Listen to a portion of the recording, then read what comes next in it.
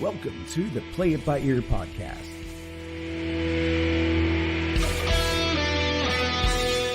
The podcast where the topics may vary because, hey, we play it by ear.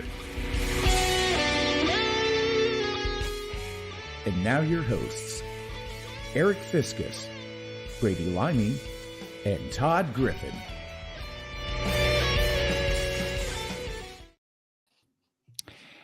Howdy.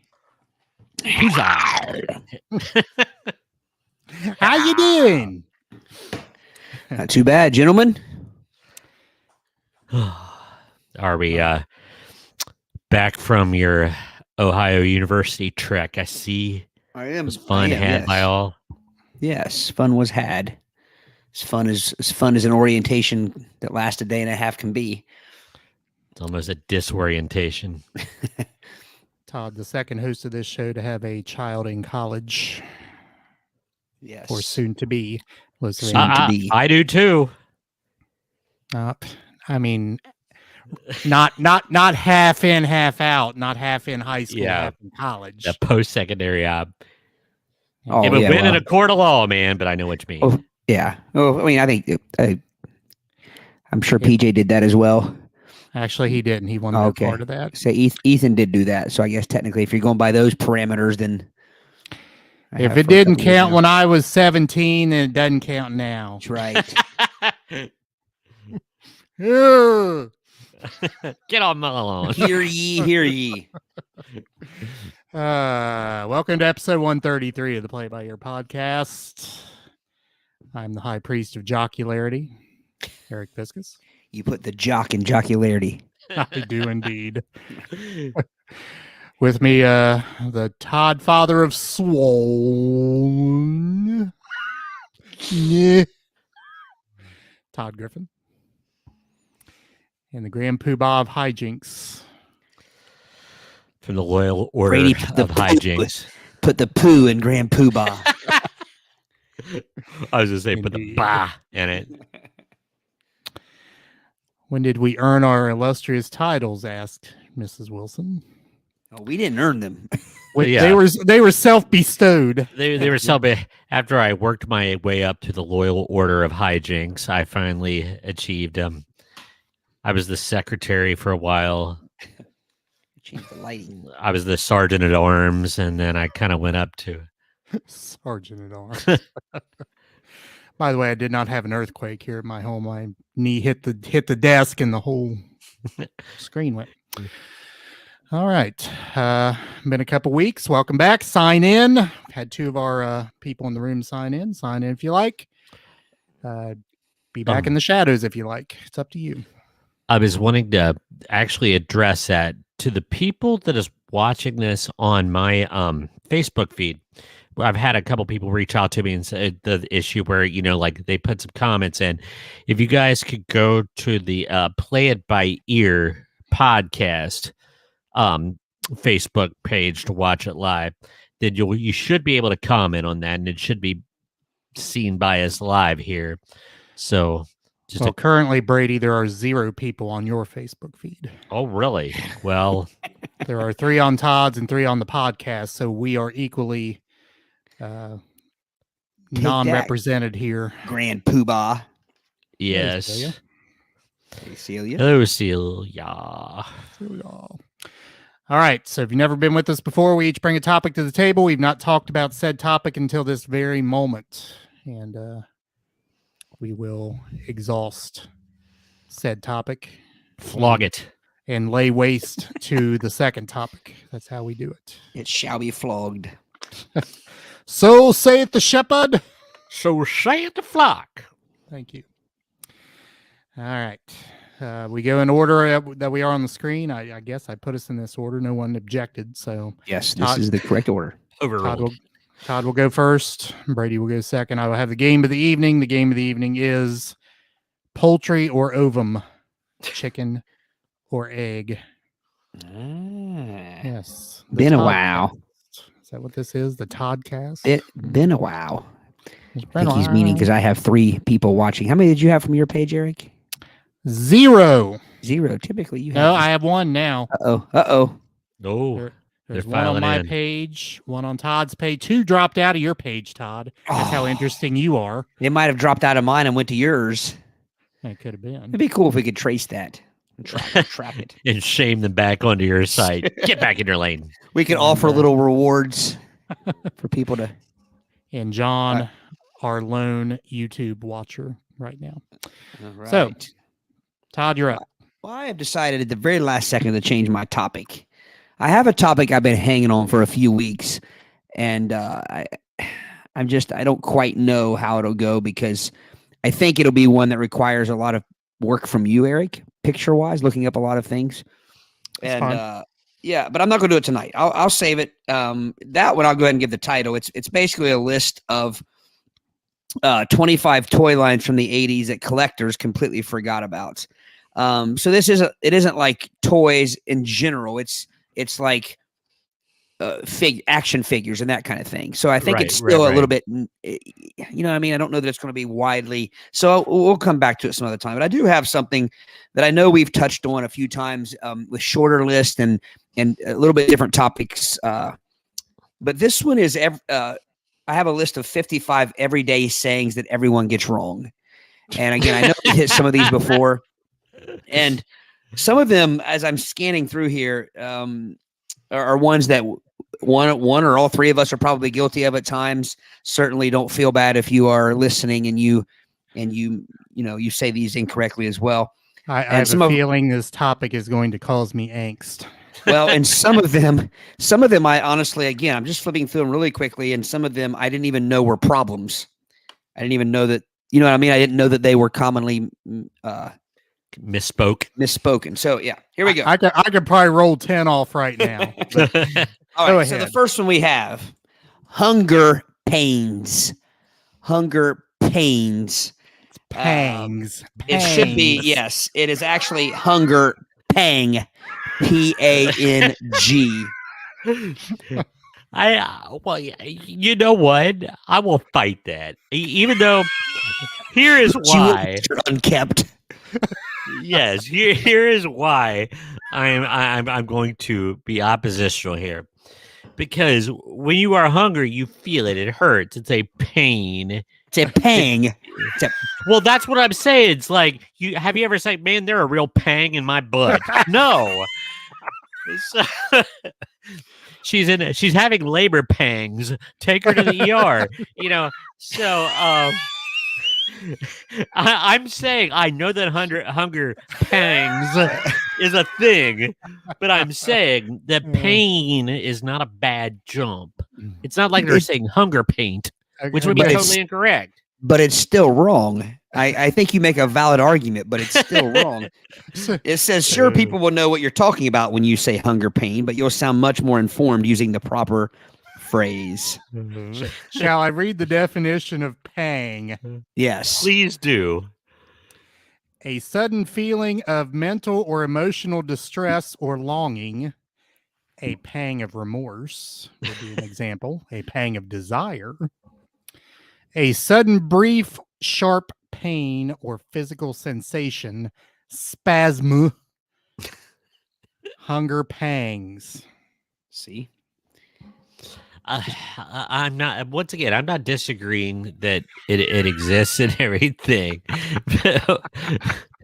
So, Brady, I'm taking it. Are you guilty of saying hunger pain? Well, I have used both, but I think when I say I'm having a hunger pain, like a pain pang, pang. When I say I'm having a hunger pain, I'm not lying. Maybe I'm not saying the term, hey, I'm having hunger pangs. No, it's like, no, I'm having a hunger pain because it's real and that's what I'm experiencing that moment. Is it truly a pain? Oh, I have had them where like a crampiness. But they're not all painful. No. Sometimes they're painful. Oh, yeah. They're all painful. You'll have to go visit the Pang clinic to get it taken care of. No, like if I'm sitting here thinking, not TV's Topanga, it's TV's Topanga. Topanga. Here we go. Number 2. There's a comment here. Okay. Mrs. Wilson says this is a whole nother topic. I have a feeling Mrs. Wilson is going to get a kick out of a lot of these. Yes. All right. Number 2. I didn't know this was a problem. A scapegoat. Escape. It says the only time you should ever use a scapegoat in a sentence is if you're at the zoo and one of the goats gets loose. But if you want to refer to someone who's being blamed for other people's wrongdoings, that's a scapegoat. SCAPEGOAT. One word. Scapegoat. I just see this goat with a with a big old nail file and a crowbar. Oh. Sorry, the mental images is almost funnier to me than the, because I actually have a vision of an scapegoat. By the way, Celia left your page, Todd. She went to the podcast page because she was way to go. Following Brady's instructions, which Brady's not used to women following his instructions. Well, Brady, that's not fair, Brady. Like that's almost like if you're not going to be on my page, you're not going to be on anybody's page. All right, number 3, expatriate. Expatriate.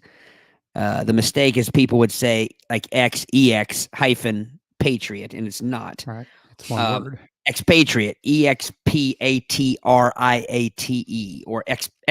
Expat is the short. Yeah, expats. As a person who temporarily lives in a country other than the one in which they were born. An expatriate, on the other hand, would be someone who used to really love their home country but changed their mind after learning some deep, dark government secret. So, expatriate. My dreams of being an expatriate in Belize when I retire does not make me, formerly charge of Bill Belichick where I'm an expatriate. That'd be the other Brady. Number 4. Oh, sorry.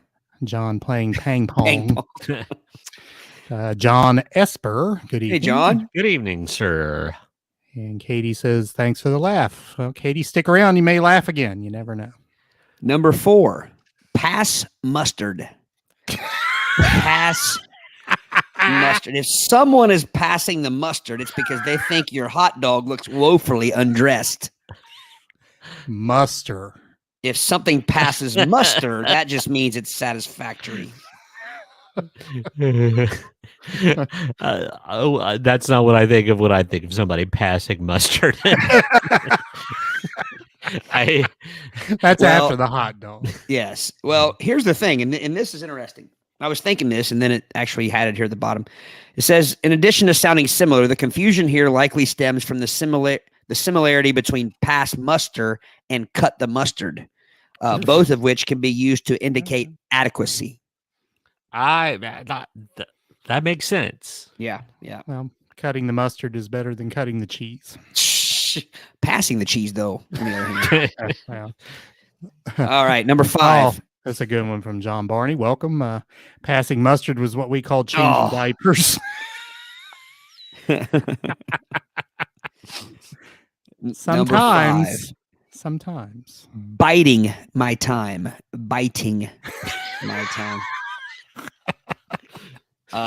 It's actually biting. BIDING.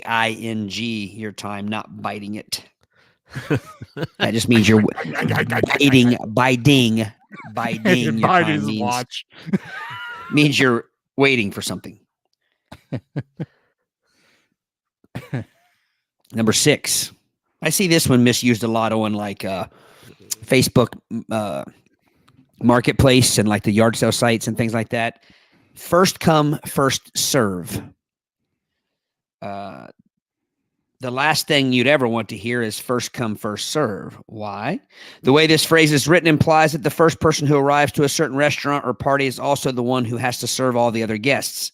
The correct way to say this phrase, so as to avoid unexpectedly becoming a server, would be first come, first served.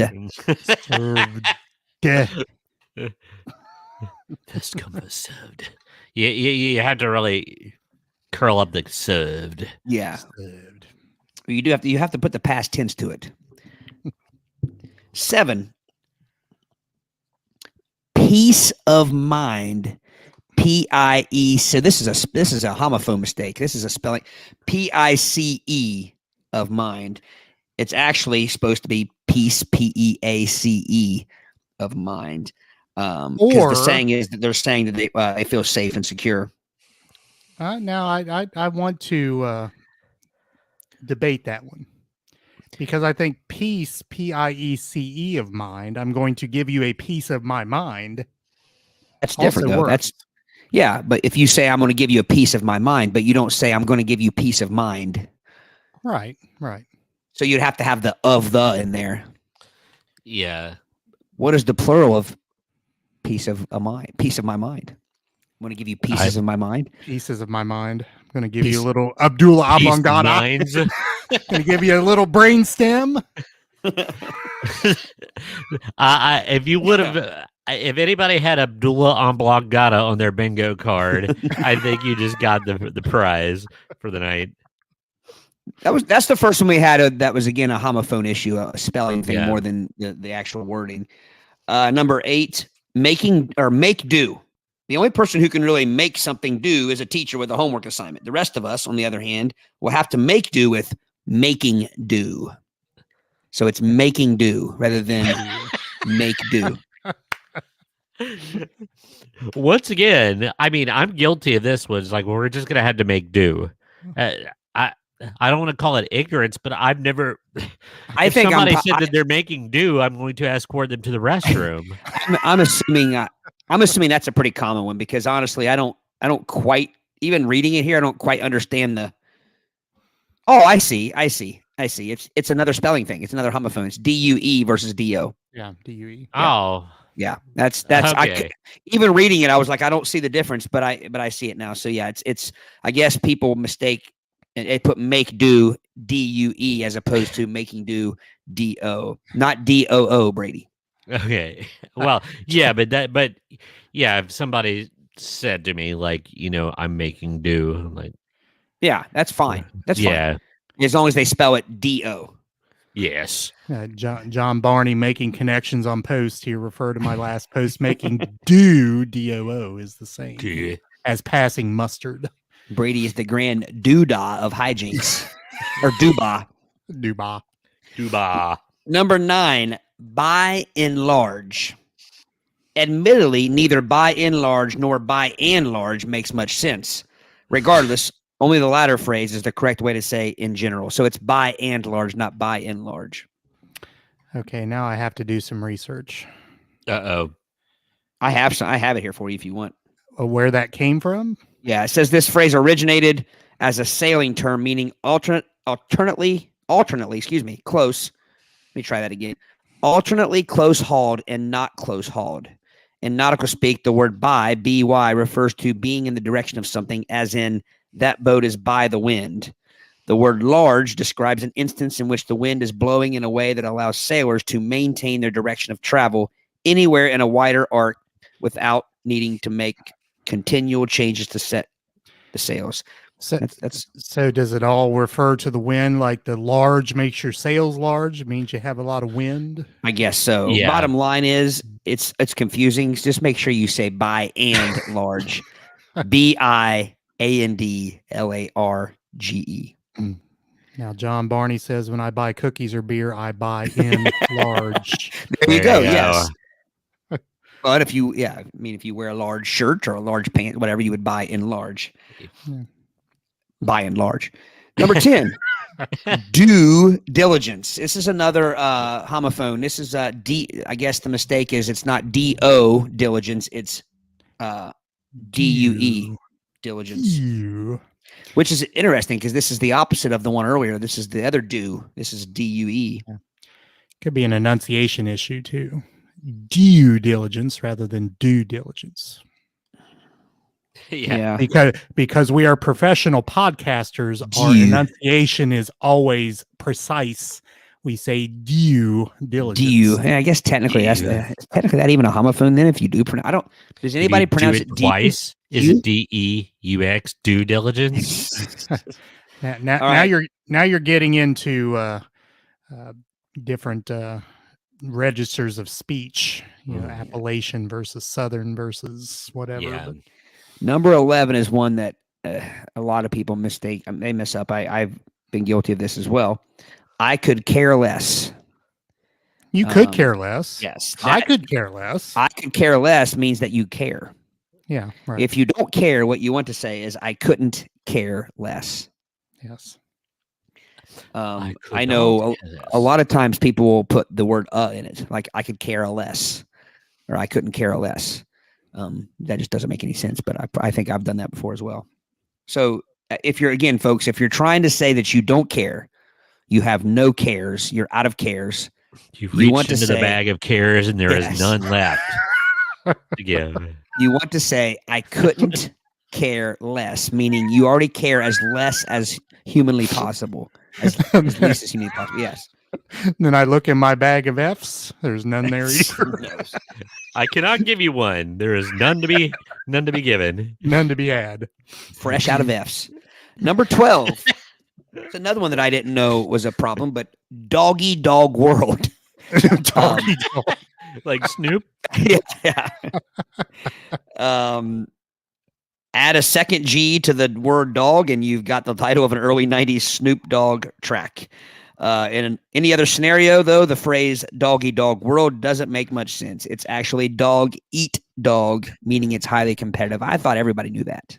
Yeah. If you want to see something funny, I literally saw this last night before bed. It was Snoop Dogg narrating a nature documentary. I've seen it. The one you seen the one where the snakes in the desert or something. The snakes are chasing something in the rocks. I know. I've seen that one. The one I saw was some mongoose where mongooses were ganging up on an alligator, and he was narrating it. It's just wonderful. Is it mongoose or mongoose? Or mongwai? A mongwai. Mongwai? Number 13. This is another one that I know is a common mistake people make, and that is irregardless. No such word. No such word. Yeah, the word is regardless. Regardless. Says regardless of how much slang slips into your vocabulary, don't use the word irregardless under any circumstance. Whenever I heard somebody say, there was a certain person that always said that, and they were trying to make themselves sound way more polished than they actually were, and they were misusing it, and it would kind of made me cringe a little bit. Fingernails on a chalkboard, which kids today probably don't understand that phrase either. Fingernails on a chalkboard. How long has it been? Dude, are any kids in school right now that ever had a chalkboard? Fingernails on a whiteboard just doesn't have the same. No. Fingernails on a smart board. Jessica Rhodes in the house. Hey, Jessica. Yes, representing. I actually bought this on a college visit last year, and I bought a Wright State one as well. Because he looked at both those colleges, so he chose OU. But I like the colors so I'll continue to wear the Wright State one as well. Wright State, Plus, school. I believe Jessica has a daughter that's going to be going to Wright State, so I'm representing. 14, nip it in the butt. John Barney. Norm on Cheers. It's a dog eat dog world, and I'm wearing milk bone underwear. All right, so nip it in the butt is not the correct term. It's sounds painful. Yes, it is. It is nip it in the bud. BUD. Anybody who has spent time watching Andy Griffith reruns in their Ute, was well acquainted with Don Knotts' nip it in the bud. There's no misunderstanding it. No. Yeah, is that one you think people mess up? Nip it in the bud. Nip it. Oh in the yeah. bud? Oh okay, yeah. Yeah, I've heard it. And if you need a proctologist to carry out the saying, it's not correct. So nip it in the bud refers to the keeping of plants, particularly the idea that when trimmed or harmed at an early age, a flower won't grow. Mm-hmm. Number 15. This one bugs me, and I think this one's pretty new. I think it's pretty new. I see this a lot on Facebook, and I think this comes from saying it incorrectly for so many years. And kind of turning it into slang that now the spelling has followed, and that is could of. I think people just because the contraction could have is pronounced that way. So I think it's fine if you say could have, but I think at some point people started probably during texting and social media posts started putting could of OF could of. Could be voice text too, the way they. No, you're the only one that voice texts Brady. Nobody else does. Yeah. No, I think it's just people. I think people have, again, they over the years they just don't realize it's a contraction. Could apostrophe VE, so they think it's could have. When the correct wording is could have. Yes. Yeah. Again, I was right. The error tends to stem from the pronunciation of the contraction could have, which is phonically indistinguishable from could of. Phonically indistinguishable. I like it when my thinking aligns with whoever these people's thinking is. Savannah ratted John out. John voice text. 16. Are your voice test accurate, John? Because Yes. Brady's are not. Try voice texting us on here, John, and see if we can make any sense of it. Yeah. It's usually when I'm driving and I'm using the Bluetooth thing on my car. Yeah. 16. Butt naked. If you're fully, I think I've used that before. To be funny, or No, I think I've mistakenly. I think I've used it without thinking. If you're fully naked, your bottom is probably exposed, and that's likely the reason so many people misuse this phrase. The correct expression, however, is buck naked. Buck refers to a man, or according to Washington State University professor Paul Bryans, it may also have roots in the early American slave trade, where it was used as a derogatory term against black men. So it does go back. There's a meaning behind it, as opposed to when most people use it. And I think that's why they use the butt naked part. Well, I was going to ask that very question. Can only a male be buck naked? Would the female be doe naked?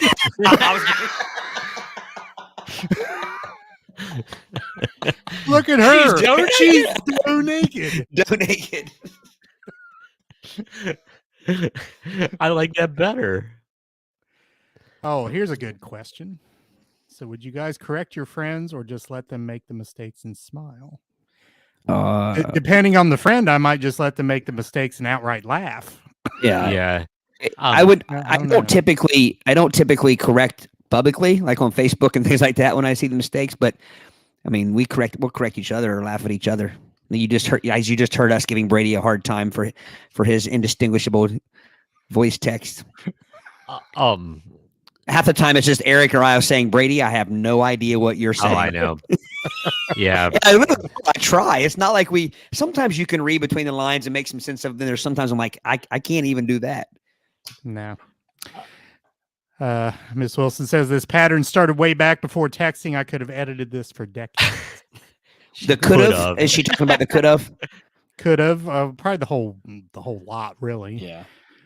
Katie, stop. I've stayed too long. No, you need to stay around. 17. You've got another thing coming. So this is interesting. Raise your hand if you've said that. You've got another thing coming. You've got another thing coming. It's in a song. It's in a song. Judas Priest. Yeah. Yes. But the term is actually, it says the phrase "you've got another thing coming" seems to make sense. You assume one thing, but you'll turn out to be incorrect. However, the original usage was "you've got another think coming," meaning another thought or belief will soon replace the one you currently hold true. You've got another think coming. I have never heard that phrase. Do you think that's just it's over the years it got it was enunciation?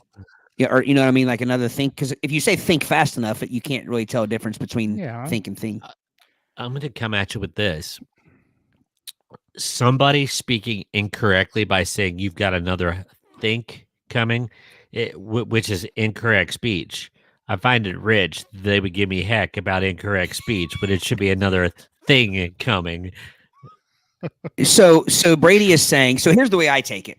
Like, so Aric, let's say you come at me and you say, Todd, I was thinking that you're 50 years old and I'm wanting to tell you you're wrong. and I say, well, you have another think coming, meaning think again. But I agree with Brady. You would typically say, well, you have another thought coming. Like that one was garbage. You better think again. Think again. There you go. We say think again. Yes, I would never say you've got another think coming. I would say, oh no, mon frere. Je m'appelle pas. Yeah, I don't know enough to argue. I know I say another thing coming. We need to call Judas Priest up. I'm sure they're available just to call Mr. up. Halford. Rob. And just ask them if they knew it, or maybe we've been saying it wrong the whole time, and it's you got another think coming. You've got another think coming. Yeah. All right. Sorry. 18, and I've heard this a lot too. Do a 360. If you do a 360, you actually end up back in the direction that you started. But how many times have you heard that? Somebody, Absolutely. Yeah, it's actually do a 180. It's you need to cut that in half. Yeah. For you math people out there. Is a pirouette. Yes. 19. You can stop me if comments pop up, but I'm going to try to get moving here a little bit. 19. Worse comes to worse is incorrect. Pull up Miss Wilson's comment. She knew it. Yes, think. She said think. Oh, wow. And Celia said it was in a To Kill a Mockingbird. She reads that book every year. I never read it. So what? I was supposed to read it. Yeah, I read it once. But I didn't read it. I've read it a couple times. Yeah. So worst comes to worst is actually, it should be worst comes to the worst. According to New York Times, the first known iteration of this phrase was worst comes to the worst, published in 1596.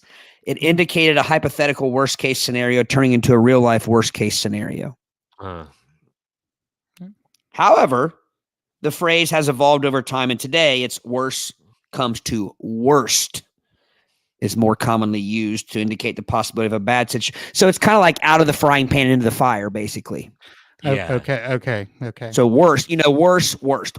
But if you really break that down, there's no way worst could come to worst, because by definition, worst is as bad as it gets.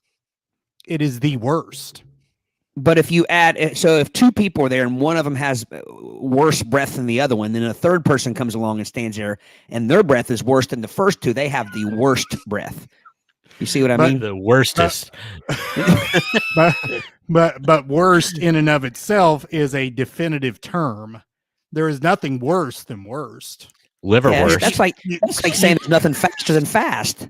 I say faster is faster than fast, and fastest is faster than faster. No, fastest is the definitive word there. Yeah. Nothing is faster than fastest. Worst is the definitive word. So yes, you can add another person with bad breath to the triumvirate there. Until you add them to the triumvirate, the two people there, one has the worst breath. Worst breath, not the worst. No. It was worse than the previous. They're the worst. Mrs. Wilson. We need Mrs. Wilson to chime in. Celia, she's pretty good at this stuff too. I think if there's two, one can only. I think it would be worse. Like he has worse breath than he has, but the third person has the worst breath. I think it's that way, but I don't know. I think it goes same as faster and fastest. To be honest with you. It's an adjective. It's an adjective. So now I'm going to veer off here on that. Here comes the rabbit hole. And we've talked about this before, going through the drive-through, and there are two sizes of drinks, a medium and a large. How is there a medium and a large? Medium, by definition, is between two other things. If you only have two sizes, you can't have a medium. So I don't know that I know a place that doesn't have a small. You're telling me there's Frisch's. Go through the Frisch's drive-through. They have a medium and a large. Huh. I don't know. I didn't know that. I think you think it's laziness. Like there used to be a regular small, large. Yeah. Should be regular, and I would like an irregular soda. Which means they could give you a big old vat of it, or they could give you a Dixie cup. So I don't know. Vat. like the vat of Fanta, please. A liter of cola, which reminds me, one of my pet peeves. Anybody that knows me and has et with me knows that I drink a lot. Like I'm the person who orders multiple refills at a restaurant, and I always get the biggest drink I can get. And me too. It always bugs me when somebody gets a small and can make it last. My mom does that. My mom will get, like, we will go to a restaurant and she will get one small water, like the smallest cup they have. And it literally will be 3/4 of the way full at the end of the meal. Like, Mom, are you a camel? But your mom's generation grew up in the era of no refills. You had to pay for your next drink. That's why she can milk the drink. And by the way, Mrs. Wilson proved me right. So, Gary, you owe me an apology because he said that you were right, Aric. Yes, the superlative. I didn't come up with the word. Wait a minute. I don't see Mrs. Wilson's comment. I only see Gary's Keep comment. digging.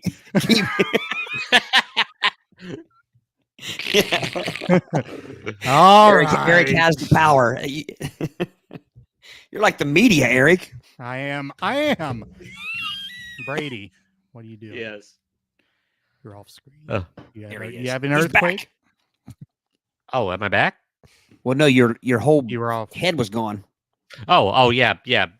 Sorry. I was plugging in my power cord. But does that bother anybody else? Do you wonder how somebody can get by with a small drink and then not even drink at all? Again, I think it's a generational thing. My mom always claims that she doesn't like to drink a lot when she eats because it fills her up. Yeah. I've always said if I didn't drink as much as I do, though, it's hard to tell how much I would eat. But I often do not finish my plate or my food at a place because I think I've drank too much. My go-to at a restaurant is I get a water and whatever drink I'm getting. If I'm getting a Diet Coke or whatever, but I remember seeing a Miss Manners column in the Cincinnati Enquirer when I was growing up that it was supposed to be impolite to totally clean your plate. You're supposed to, which might be the origin of handles. Now that I think about it, it's Miss Manners' fault. But like, where you're supposed to leave just a little smidge on your plate. But I took that to heart too much. You are blaming Miss Manners for handles. That is the most ridiculous thing I've ever heard. That is, the case is not rested. So this is another rabbit hole. I saw there's a Facebook page. I don't know if you guys are familiar with this or not, but there's a Facebook group about Sardinia, like history of Sardinia. Like, oh yeah, you guys belong on that? Or are you members? But I was watching an episode of Fat Albert there. I was saw finger, and I saw a post on there, and it was a menu of a restaurant that I don't ever remember being around. I think it was gone before my time, and it was like the Log Cabin. The Log Cabin, yeah, I saw that post. Yeah, did you see that post? I did. Fascinating. And I meant to call my dad right away and ask about it, but apparently it was the place to go back in the day. And this menu, I saved a picture of it. They were saying that they thought this might be from the 60s because the prices are just so cheap. But apparently they were known for their sizzling steaks. Sizzling steak, yeah. And you could get a T-bone steak, 1 pound sizzler for $2.90. You could get a sirloin steak, 1 pound for $3, a rib steak for $1.50, and a sirloin tip for $1.50. Pork chops were $1.75, fried chicken $1.75, and ham $1.75. Get this. Okay. Just hold on.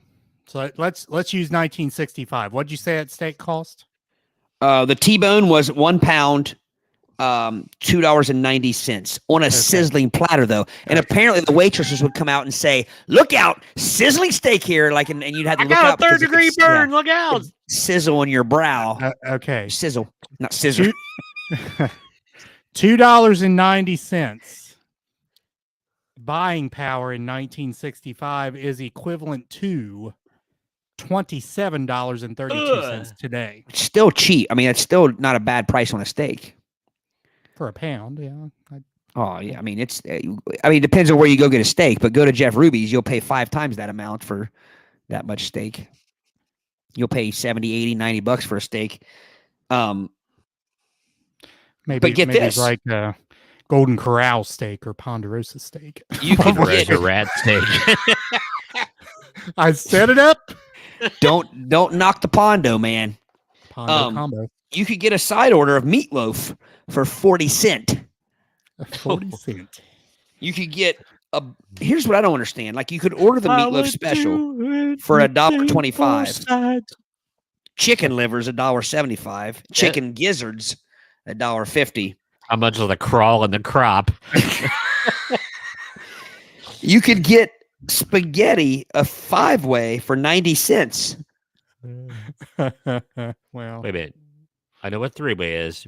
Beans to be 4-way. What's a 5th-way? onion. 5-way? Onion. Yeah. Well, 4-way is onion. 5-way is onion and beans. So we know that as 4-way, you get your choice between onion or beans. Right. Yeah, gotcha. Yeah, So- that's I don't know. I thought that was cool, and I don't remember where was this restaurant. Log Cabin was on. It's right dead center between Mount Orb and Williamsburg. Sardinia. on Old 32, not Sardinia. It was Mount pretty Orb on close to where New Hope Station, White Oak Station Road. No, Brady. Set him No. straight, Fiscus. Set him straight. Between Mount Orb and Williamsburg. Oh, Williamsburg. Okay, yeah. On the Yeah. other, I gotcha. Right where not Eastwood Road, but Bodman Road, right where Bodman Road comes out. Gotcha. It's right there on the right, Yeah. across the road. Gotcha. Yeah. Building's still there. Part of the building's still there, but Was there a bowling alley there too? there I was a believe bowling so. alley I there as well. I think they were saying there was a bowling alley. Gary and John. Gary's right both- on that. Yeah, And John Harry Malott owned it. He was a state rep, or as my dad calls him, Mussy Malott. I don't know. Everyone called him Mussy Malott. I don't know. All right. So anyway, I thought that was interesting. Number 20, for all intensive purposes. That's another commonly, folks, if you want to use this one correctly, it is for all intents, INTENTS, and purposes, and it means in a practical sense. If you're being all intensive purposes, you're going to be very, I think, angry and focused. You know. All right. So here's another one that is a homophone. Gary says, sounds serious. Yeah. This one's another homophone issue. It's a spelling issue because the phrase is whet your appetite. But the actual way to spell that is not W-E-T, it's W-H-E-T. Wet. Eric, you about blew your mic condom off there.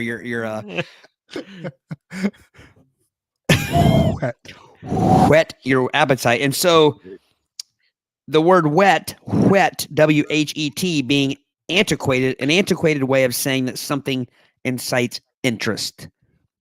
I didn't know that until I just read it. So can appetites be interested? I think an appetite, by definition, is interest. in food. Yeah, it's your body's interest. It's scientific interest. Science. 22, unfazed. And again, this is UNPHASED is incorrect.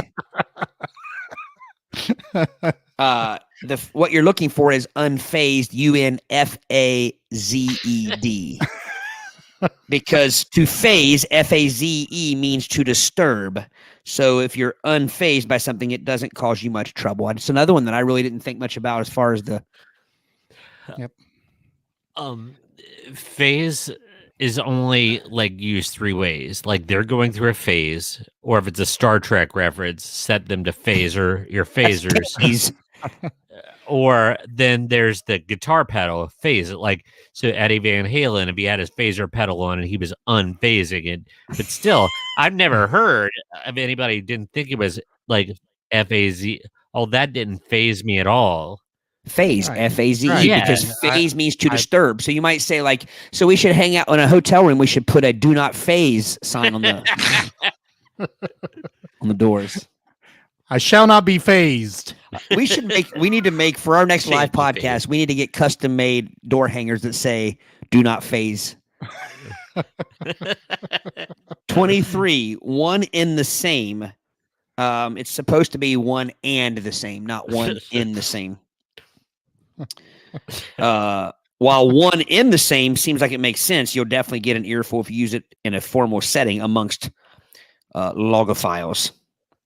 Logophiles. 24. I believe I'm a logophile. 24, Aric, going back to your what we were talking about earlier with the superlative versus comparison. It's not worst case scenario, it's worst case scenario. Yes. 25. So then you're telling me there would have to be more than 2 cases to be a worst. Yes, case. there would. Otherwise, There it would be a worse There you go. scenario. Yes, that's Be exactly a right. great name Mrs. for a German Wilson. restaurant. 25. Why do I know Brady's going to have a problem with this one? I don't know. Honing in is incorrect. It's not honing in. It's homing in. Homing in. Like a homing missile. Pigeon. Or a homing missile, yeah. It's not a honing pigeon. Because honing means sharpening a skill. Like honing means you're getting better at something. Like you're, you know what I mean? So homing means to get closer. But if I'm working, I don't really have a problem with this one as much as like the way it's used. Like if I say like I'm honing in on 5,000 Pac-Man points, I don't know. Okay, I mean you're sharpening your skill, but if I'm getting closer to something, like you're homing. What if I'm honing in on my woodworking? Yeah, you're sharpening your skill. Your woodworking will be nice and honed. Freshly honed. I'm kind of, like I said, now that I've really thought about it, homing in on them. Do you hear people say homing in? It should be homing in. It should be. Yeah, but I don't think I've ever heard anyone say that. But it makes sense. If Like I you said, did a hear missile. someone say it, I would think it was wrong. Yeah. Oh, did we stump Miss Wilson? Oh, Mrs. Wilson is stumped. But I think that's tricky because again, it's not saying that honing in is wrong. It's just saying honing and homing have two different meanings. So it would depend on what you're saying. If you're homing in on something, like zeroing in on it, like getting closer, it's a homing. If you're honing a skill, then it would be correct. So I'm going to call that one null set. There's no winner or loser there. 26, jive with. That doesn't jive with me. Yeah, if you're jiving with someone, you're dancing together. If you're jibing, Jibing, Jibing with them, you're getting along, or you find yourself agreeing with them. So that's definitely one that I think that I've used wrong my whole life. A jive is a dance. So if you're jiving, again, you're dancing. Jibing is getting closer to it, is getting closer or agreeing. And I've heard, like, don't you give me no jive. Or they're nothing but a jive turkey. Okay, so definition. One of the definitions of jive is to be in accord or agree. Okay. So that jibes with my credo. That means it goes along with me. Jibe, Aric, or jibing, Jibing.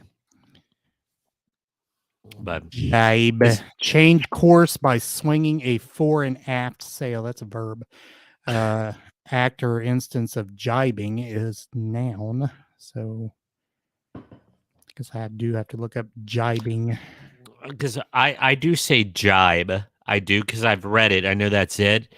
But I think there's a lot of wiggle room there. Yeah. Jibe is used both for the verb meaning to be in accord or agree, and then it's a nautical verb too. So according to that dictionary, jive and jibe are both correct because they both have one of the same definitions. So if we use it in Scrabble. There we go. Well, 27. Miss Wilson brings up another point about honing. What about honing in meaning seeing? I'm seeing it better. I'm honing in. Is that one of the definitions of honing? I always thought it was, but honing definition: to hone. So if I'm sharpening a skill and I'm seeing something better, wouldn't that be a skill that was sharpened? My sight, my vision, my trajectory. Yeah. Yeah. Dictionary.com, which we all know is the superlative dictionary on the intranets. Honing, the act or process of sharpening something on a hone or whetstone. Is it whetstone or whetstone? Whetstone. Or the act or process of improving or perfecting a skill, program, idea, etc. Etc. Is that on your list? Etc. Etc. Etc. Etc. Etc. Etc. Etc. Do you know what probably caused that error? Excedrin headache, like the product, like the pharmaceutical Excedrin. It's a headache thing. Maybe so, but I see a ton of people not saying it wrong so much as abbreviating it wrong. They'll put ECT instead of ETC. Yeah. Okay, so Celia puts up the home/hone is in the song. You've got another thing coming. So is this song just a cornucopia of mispronounced statements and isms? Find the lyrics, Celia, if you don't mind. Find the lyric, because I didn't know that. I didn't know that lyric was in there. Did you guys? I shall. Well, I was going to have Celia do your work for you, but you can go ahead and do it if you want. If you want to. Got it. All right, next one. Bated breath. And again, this is a homophone issue. It's not baited, B-A-I-T-E-D. It's B-A-T-E-D, breath. Baited, it says, although baited may seem to make sense here, the correct phrase in this case is baited, B-A-T-E-D. The former refers to being taunted, while the latter means to reduce the intensity of something. It indicates that you're exercising restraint over something you're excited about. So I set my sights and then home in. I always thought it was hone in. There we go. If somebody had bated breath, it would probably stink of earthworms and shellfish. Chicken livers. Yeah. Weedy balls. Weedy balls. Yeah, I did. I thought it was hone too. See, now that you mentioned it, that verse. Oh, did she put the? Yeah, she put it. Yes, I set my sights and then home in. Interesting. And Katie McPherson, we would have to do a whole series. We actually do. Yeah, we actually have an episode. We have an episode. If you guys can find the number for, I don't remember off the top of my head what number it was, but we do have an episode of misunderstood or incorrect song lyrics. Yeah. I'm trying to think of some of the classics. Island of Seals instead of Our Lips Are Sealed. That was just you, Brady. No. That was actually in the book. I promise. I remember Saya's famous. Saya's famous one that I still laugh at her about is a run-in with the devil. Instead of running with the devil. Like a quarrel. I had a run-in with the devil. The Kenny Rogers and Dolly Parton duet, Eyelids in the Stream. That was one of them.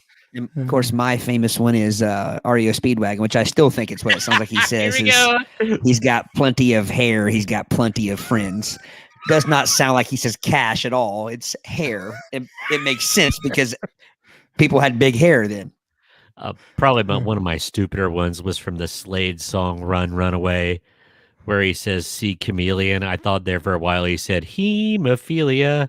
And I was wondering why he was singing about a disease. Brady, is stupid or a word? Since we're on this topic, is stupid or a word? A what? Is stupider a word? Stupider, yes. You said stupider. I don't think stupider is a word. I think it's more stupid. Yeah. Or most stupid. We've got dumbest song lyrics in episode 70. That's it. Yeah, we have mistaken ones too. I know. Yeah, I'll have to. We'll have to visit that because, like, I do know we did it. Number 28, spitting image. While spitting image is the form of the phrase most commonly used today, its original incarnation is spit and image. So this is one, I guess, that's been changed over time, but it started out as spit and image. It's believed to stem from a 16th century text in which an author refers to similarities between parent and child appearing as though the latter was spit from the former's mouth. However, many scholars also believe it is biblical in origin and that it refers to God's creation of Adam. So there you go. Interesting. 29, statue of limitations. It's actually Venus de Milo because she has no arms. Actually, statute of limitations, folks. Yes. 30. Another word for law. Pour over. Pour over. If you're making a cup of coffee, it might be a pour over. If you're carefully inspecting something, you're pouring over it. Pour, P-O-R-E, in this case, means to intently study or reflect upon something. So it's not. So pour it over or pour over is not correct if you're spelling it P-O-U-R. Huh. I didn't know that one either. I thought it was just like your eye holes were metaphorically hovering, pouring over something. I think a lot of these come down from just root words that I didn't know that existed. Yeah. Like P-O-R-E, I thought a pore was like a pore on like your skin. That's the only really pore I thought of. I didn't really know it had another meaning, which means to intently study or reflect upon something. Root words. 31, case and point. It's another one of those. It should be case and point. In point. 32, deep-seated. Seated, S-E-E-D-E-D is incorrect. It should be deep-seated. Yes. Now, I can see why somebody thought deep-seated, because if it was stuck down in the ground real far, I could see where somebody would arrive there. Yeah. Could have an argument there. Yeah. 33, on tender hooks. On tender hooks. We're not sure what kind of hook could be described as tender per se, so it stands to reason that on tender hooks, while commonly used, is not actually correct. Instead, the phrase is on tenter hooks. One word, T-E-N-T-E-R-H-O-O-K-S, describing the hooks used to stretch wool on a frame, leaving it in a fragile state. I don't know if I've ever heard that. I haven't. Wasn't there one of was it Chester Arthur? Okay, sorry. Speaking of words, he is Chester the guy. B. Arthur? Yeah, I think it was Chester Arthur, not Millard Fillmore. It's one of those two. But they were from Kinderhook, Kinderhook, and his nickname was Old Kinderhook, so he would sign it OK.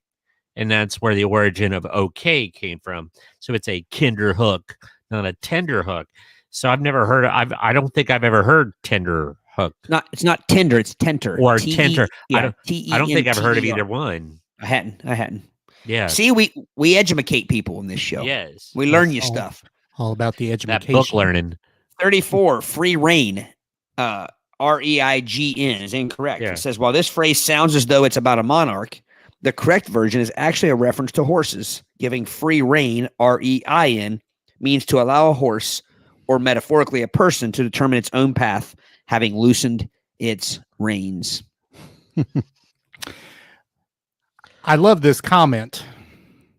I thought prouder was incorrect and always said more proud until I stumbled across a video of 3 guys educating the world. Yes. 35. Maybe that's a new name of the show. 3 guys educating the world. Hey, I like it. 35. Extract revenge.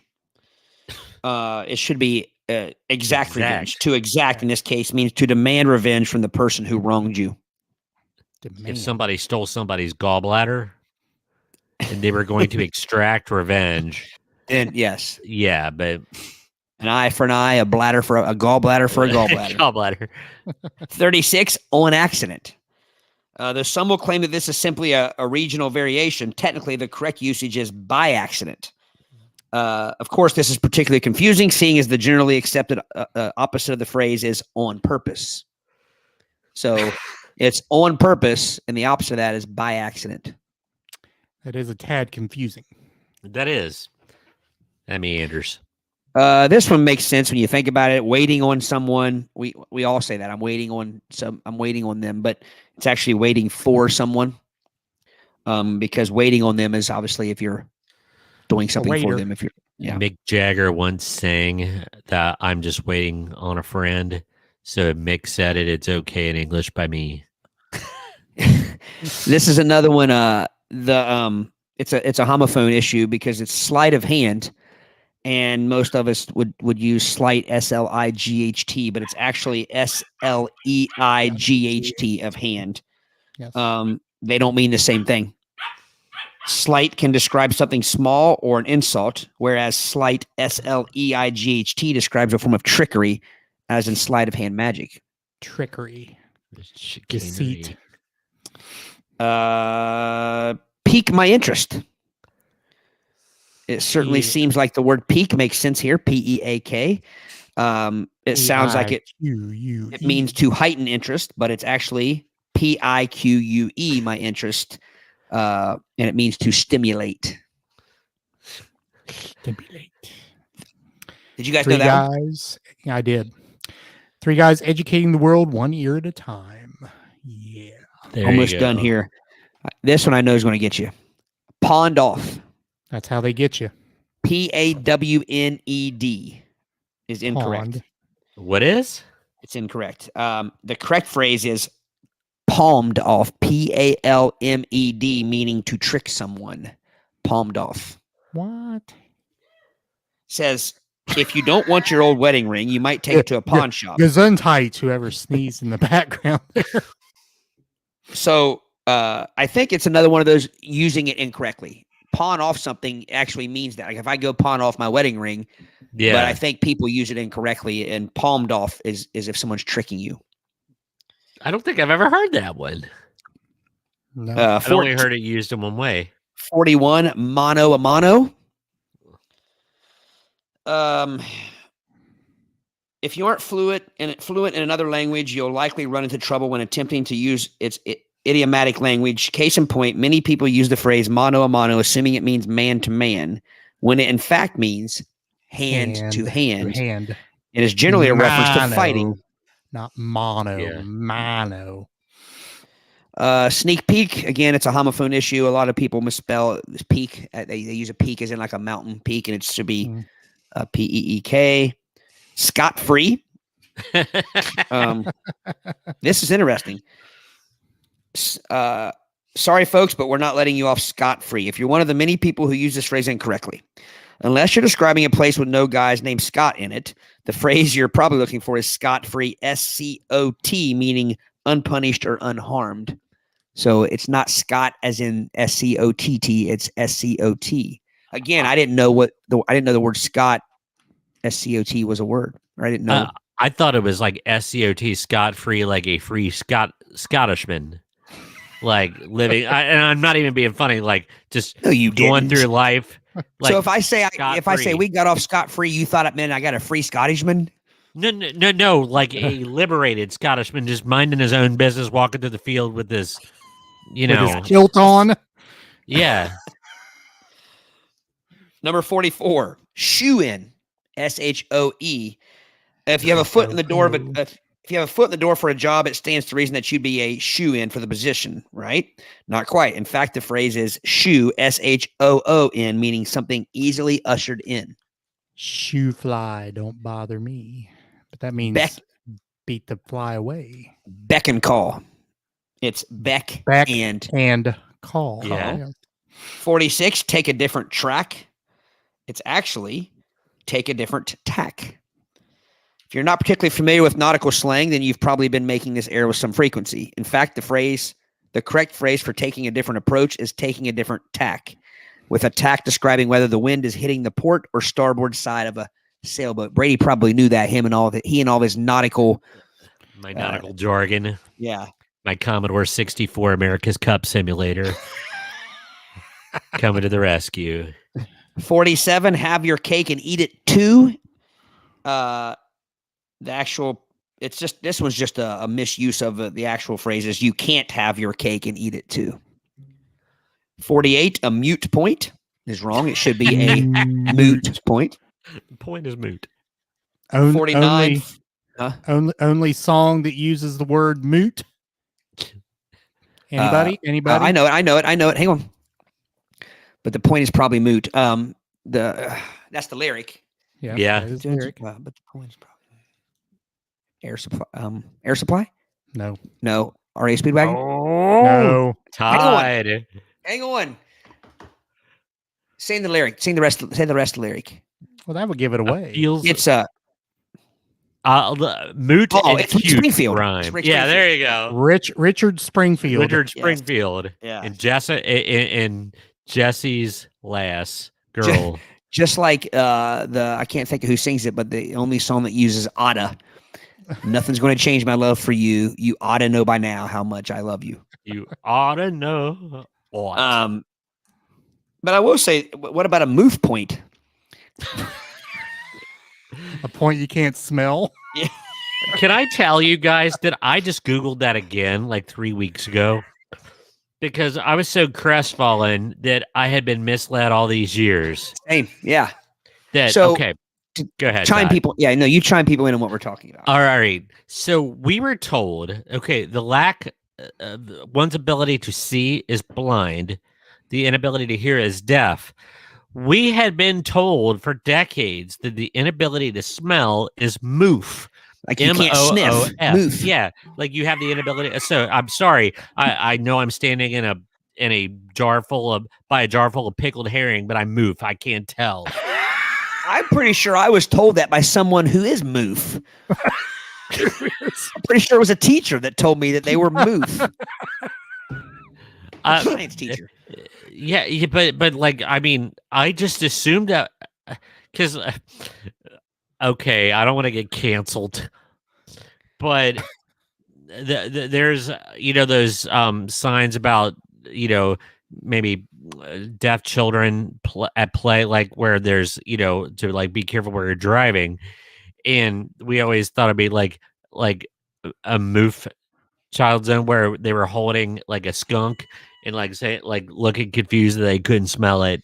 Like what would a moof inability to smell? How could three of us have swore we know we heard that? I mean, probably by the same teacher. Let me put it this way.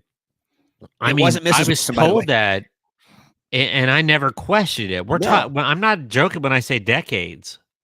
Oh yeah, and I'm just it's the same place me and Brady heard that the little crumblies at Long John Silver's are called barnacles. I refuse to give up the belief that moof means you can't smell. We own it. Yeah, it's ours now. Right. I think there's a couple more left here. Put 49. Play it by ear dictionary. Yes. Fall by the waist side. Miss Wilson knows exactly who it is. Yes. Well, we didn't have him. Oh, you didn't have him? No, we didn't have him. He came the year after we graduated, I think. Mrs. Wilson, is that like a trick he played on everybody, telling people that just so we would say it, use it incorrectly our whole life? we can let that out now. Stands to reason it would be the ELA teacher. That let it out? Yes. Yeah. By the way, guys, it's calls that to be deep seated in my mind. It's not fall by the waist side. It's what you're looking for is something that's fallen by the wayside. Yeah. 50 here. Chalk it up. It's not chalk it up. It's chalk it up. Chalk. Yeah. It's again another one of these and in. It's not tongue and cheek. This time it's tongue in cheek. Which I don't get that. I never have gotten that. Let's see if we can find some. I know, but what does that mean? Like I make it a little funny, but it's not. I don't mean for you to laugh at it. But you know what I mean. It says, according to Grammarist, this phrase was first used in the 1880s, Aric. Placing your tongue inside your cheek was a physical gesture indicating insincerity or playfulness.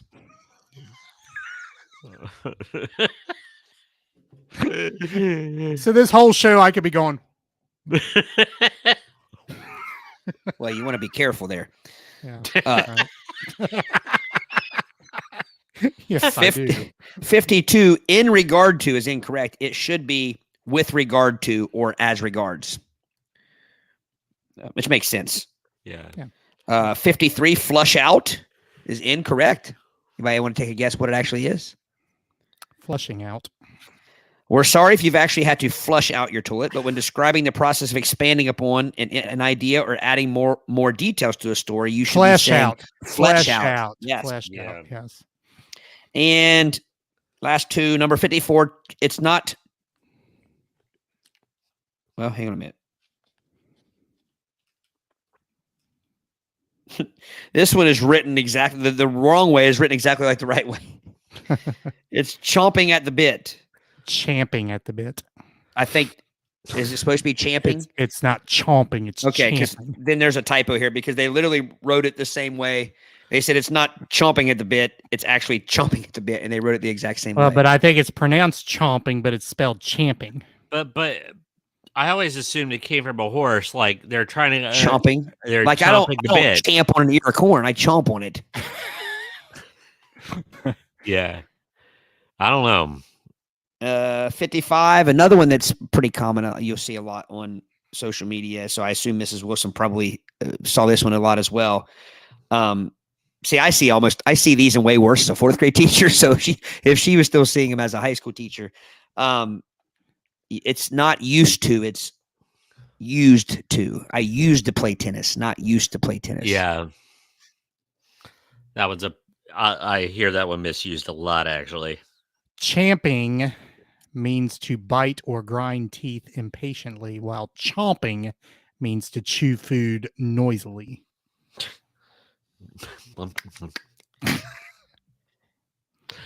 All right.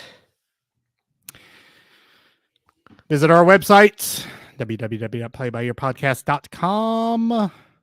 Buy a t-shirt. Go to the menu at the top of the page, click on the store link, click on the picture of the t-shirt at the bottom of the page, and you will be ushered off to buymeacoffee.com where you can buy a t-shirt. Yeah.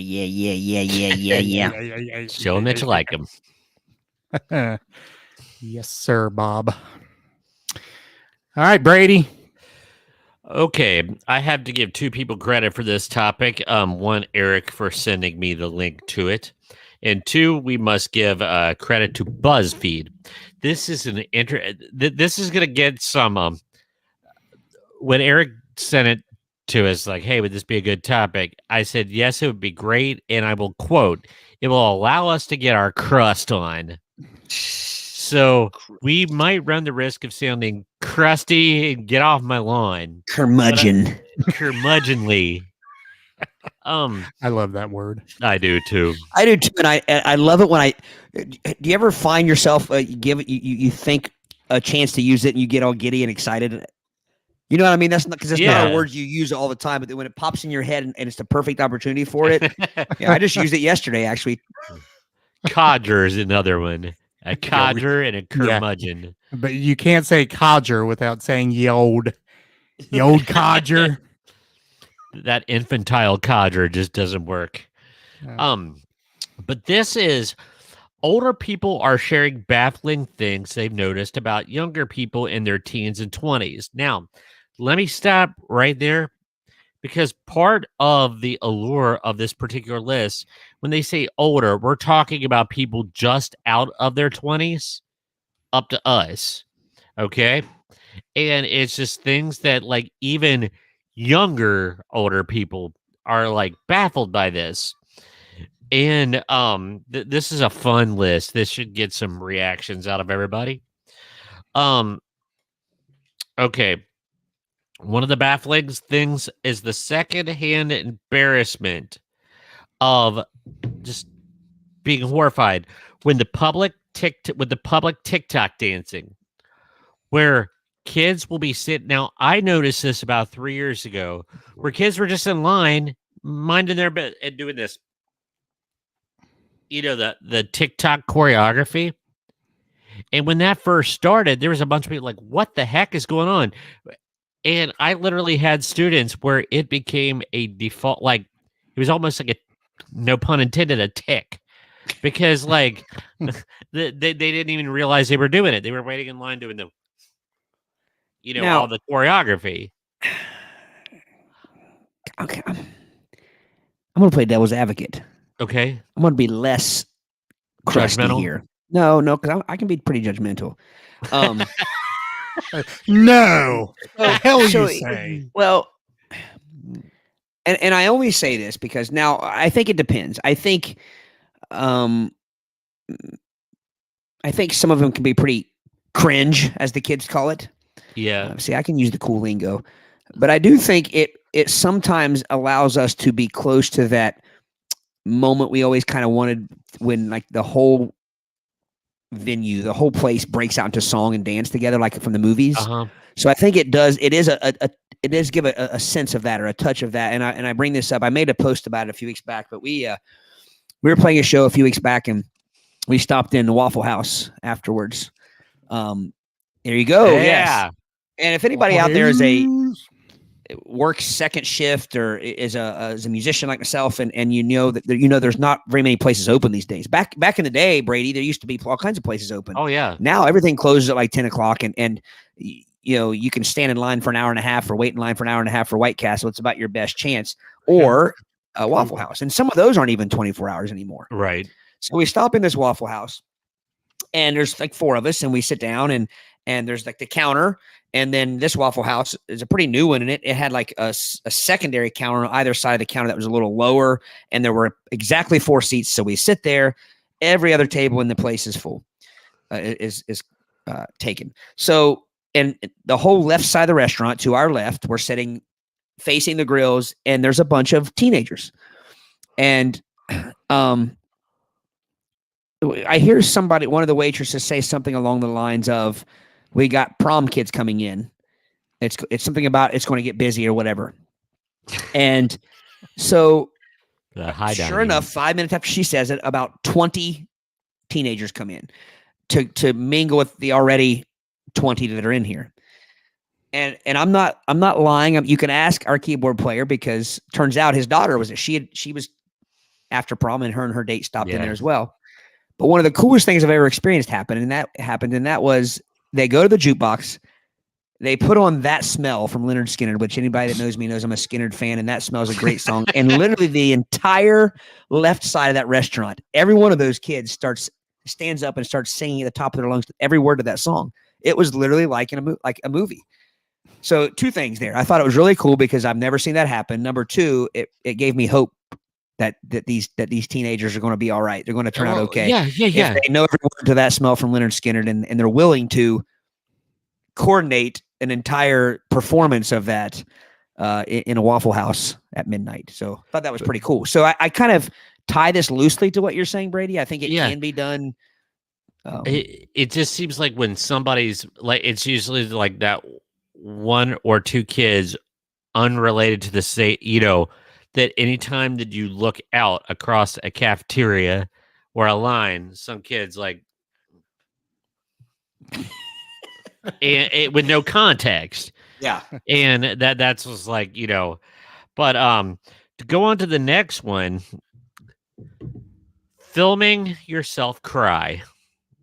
The videos of somebody where like they will put them on TikTok, social media, Instagrams, MySpace. I'm kidding. Of them crying. Yeah. That is a moment, like whenever I'm moved to tears or there's something going on, I don't want the public to see that from me. You know what I mean? No. So let's face it, we're not pretty when we cry. Yeah. Crying used to be something that was private, something that was not, yeah. So does that mean that the meaning behind crying and the power of it is wasted upon that generation that thinks it's something that should be filmed and broadcast, or filmed? I just showed my age, videoed and broadcast to the world to try to get. I don't likes. Is it like a sympathy garner? I'm a little bit ignorant. I've seen them, but I did not know it was a thing. Like yeah, and I often try to play devil's advocate on these, not because I disagree, but because I think it makes for better conversation. Or is there a statement to this saying that you shouldn't hide your emotions and you should be willing to cry? But is it taken too far? Yeah. Does it become fake? Is it, Yeah. From what I'm gathering from this list, it's just a thing where I don't know. Okay, let me put it this way. If I were truly crying as bad as some of these people who are crying that film themselves, I don't think I could manipulate a device to film it. I said it too, Todd. To record it. Or let's break it down to brass tacks. I was like, would you want to? Where you're sitting No, I wouldn't. Wailing and blubbering. It's like, you know what I need to do? I need to film this. That just would not be a thing that I think it also, the context is important. There's the point right there. Good point, Gary. Yeah. More like they think filming and sharing validates it. Yeah. Or they're just stupid. Well, I think it also, again, the context is important. If somebody, let's say somebody loses a loved one or something like that, and they really want to get a message out, you know what I mean? Or if somebody feels strongly passionate about something and they want to get a message out there, I think showing that emotion can help. But if they're crying over Grey's Anatomy or crying over, even something, the presidential election, you know what I mean? I mean, yeah. It evidently is a phenomenon because, it kind of goes back to what this person said. Nobody's very pretty when they cry anyway, and we're not talking about Hollywood crying. It's usually like, bleh, and your face is red and everything. So it's like I would never want to do that. I don't get that one. Blubbering. Blubbering. Speaking of which, the unending need to share everything on social media, including meals, children, partners, and everything. So this person just sounds like a little bit of a curmudgeon. I feel strongly about this. I've never had a problem. What I have a problem with more than anything, and it comes and goes with me. Like I will go, like for instance, politics. I haven't posted a political statement in 2 years on Facebook. Yeah. There are times where I want to talk politics. Like right now I'm sharing a lot about my son because he's graduating. I always share a lot about the band because that's just the avenue that you kind of have to use. I mean, I would love it, honestly, because I really don't like Facebook. But I don't have a problem with anybody sharing anything. What I have a problem with is when other people have a problem with people sharing things. I have a problem. I have a problem with the person who does share every meal or what they're doing all day long, but then will complain that somebody's showing too many pictures of their kids, or somebody that does show a lot of pictures of their kids complain that somebody else is showing too many pictures of their pets, or somebody that does show pictures of their pet. You know what I mean? Right. Like, that's what I have a problem with. Let people alone. Yeah. But I cannot claim this as my own, but there was a comedian, like my daughter feels the need to share everything, and it's like, say, look at the huge dump I took today, and they posted on social media, oversharing, that kind of thing. And the comedian was very clear. It's like, there's some things that people, shouldn't. Well, where's the too much line? Let's be honest, though, guys. We share about we share a fraction of what we talk about together on any given day. So you know what I mean? There's a reason for that. Yeah, but I think most people are probably the same. I don't think people are sharing, everything. So I have no problem with it.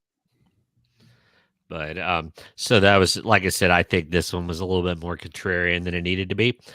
Here's one. So a couple comments here. Miss Wilson may be crying on the web is how they've learned to communicate through telehealth. That's there we go. Savannah's parents sometimes post videos crying when their kids are being bullied. Yeah. Candace, welcome. There's so many things I want to say on social media that I choose not to because I don't want to cause controversy. I bet one of those things is how you hated your teacher this year, didn't you, Candace? No, Candace works in education, so we all know that we live in a fishbowl, and we have to be very careful. And we can rarely defend ourselves. Yeah, I mean, I refuse to completely abide by. You know what I mean? Like I won't stop posting things about like the band and things like that. But there are definitely opinions and things that unfortunately we can't share. Right. And that's sad, but it's the truth. We're not the only field that's that way. So Candace, stick around for this next one. Candace, is that in reference to the hating your kid's teacher this year? Or is that in reference to I have no idea what you could post if you wanted to? Because I think I have a pretty good idea of what you could post. So we have 3 teachers here as hosts, and then we've got Candace, who is an educator also. She's so a counselor. This one, Candace is a counselor. Candace the counselor. Candace the counselor. Alliteration. All right, Candace, don't make me kick you off here. Actually, I don't have that power, so don't. I hold the power. Aric holds the power. He holds the touch. He holds the power. Anyway, as a teacher, by the way, I'm not quoting me, I'm quoting the thing. As a teacher, I get enormously annoyed by the idea that it seems cool to act dumb for a significant amount of teens, like being actually proud of lacking or pretending to lack basic knowledge of primary skills. Over the last 2 weeks, I had a kid claiming not to know how to use a ruler and once claimed he'd never knew how or ever used scissors and was bragging about it. 2 words. So, like, 2 words. Yeah. TikTok. So? Those are all TikTok challenges. That's what those are. Yeah. It is the communist Chinese's effort to disrupt American education. That's what that is. I get mocked when I say that in my house. Oh no, but I'm just laughing because like well, first off, thank you, Candace.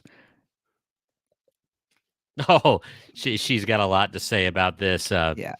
Oh, yes, I'll put up your comment that is a compliment to you, Todd. Thank I you, hold Candace. that power. And you know that I love you guys as well. It was a pleasure. Yeah, I think you guys are right, but I will say this. Okay, so when I was growing up, it might surprise you guys to know that I was a class clown.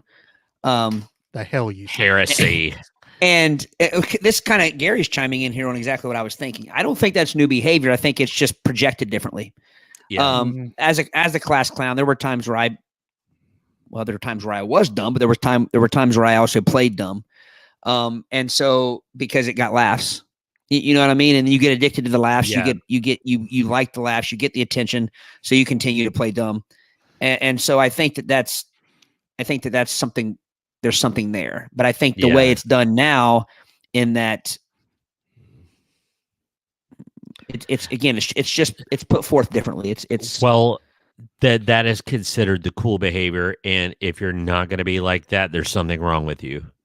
Okay. So here's the difference. That's what Katie puts this comment up, and Katie, you have to send me a private message because I'm not sure who it is you're referring to here, but, she says, a girl that sat in front of me in your class, Aric, did this all the time, annoyed me to my core. So at that point, people like Katie in the room would be annoyed by such things. Now it seems to be a concerted effort amongst big groups of kids. Yeah. And it's TikTok. I'm telling you, it's TikTok. It's what it is. Yeah. It all starts there. Like, for instance, I'm pretty sure I'd have gone viral in high school if they had had TikTok. Oh, we all would have. I think you guys could be talking to a multimillionaire right now. Or Zach and I, or we could be talking to a felon. I'm not sure. Yeah. You don't think Zach and I's raps would have gone worldwide back in the day? Excuse me. They very well could have. This one's kind of funny. And yes, Candace says she would have gone. Yes, Candace, you indeed would have gone viral. You still may, Candace. There's still time. What about this person says the amount of online content so many people create? It's a lot of bleeping work. How do they have time for this? People probably say it about us.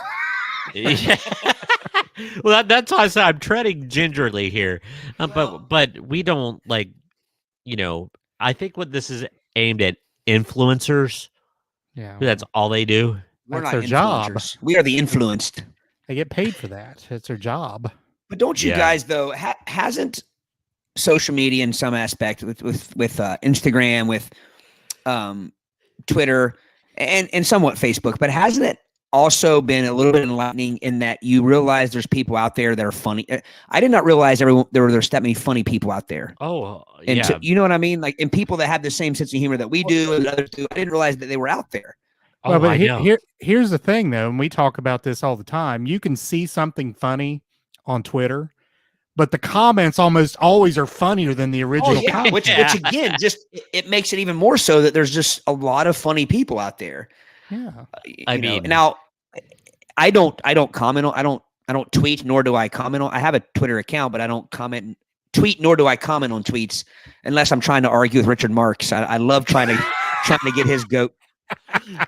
I've tried to. He's right there waiting for you, Todd. I've tried to pick fights with Richard Marks, and I've tried to pick fights with who's the one comedian that I tried to pick a fight with. Hold on to the night, Todd. He sicked all of his fans on me. I can't remember. Anyway, but Jim Gaffigan? Jim Gaffigan. I tried to fight with him on there. He wouldn't fight with me. Richard Marks is a jerk. I'm sorry. He's just a jerk. He's just an ass. Just not a good guy. But anyway, man, I hope he hears this. Please, if you're listening out there, send that clip to Richard Marks. If he wants to talk, I'll talk to him. But no, I think it's a little bit endearing or enlightening to me to know that there are people out there that are funny and because again, I think that we grow up in our small world out here in Brown and Highland County, and we tend to think that only famous people are funny, only people that you see on the big screen and things like that. But there's just a lot of funny people with a lot of time on their hands also. Yeah. I mean, you've heard me and Aric and I talk a lot about it. Super 70 Sports, the Twitter feed, in the comments. I mean, they're just that is one of the few things. Every now and then I will tweet on that where I could add a comment and if I get a few replies or some little red hearts back on my comment, it always makes me feel better because but it is like crack, isn't it? When people like what you say. Oh, well, and there is one of us out of the three. There is one of us out of the three. You laughed at me picking fights, but there's one of us out of the three that has been in the middle of quite a few Twitter battles. And that is our high priest of jocularity, Mr. Aric Fiskus. Twitter for me is a way to blow off steam. I always love it when we get a text that says, check out what this idiot said or something, or check out this. It's always Aric and Aric and somebody's back and forth. I put this person in their place.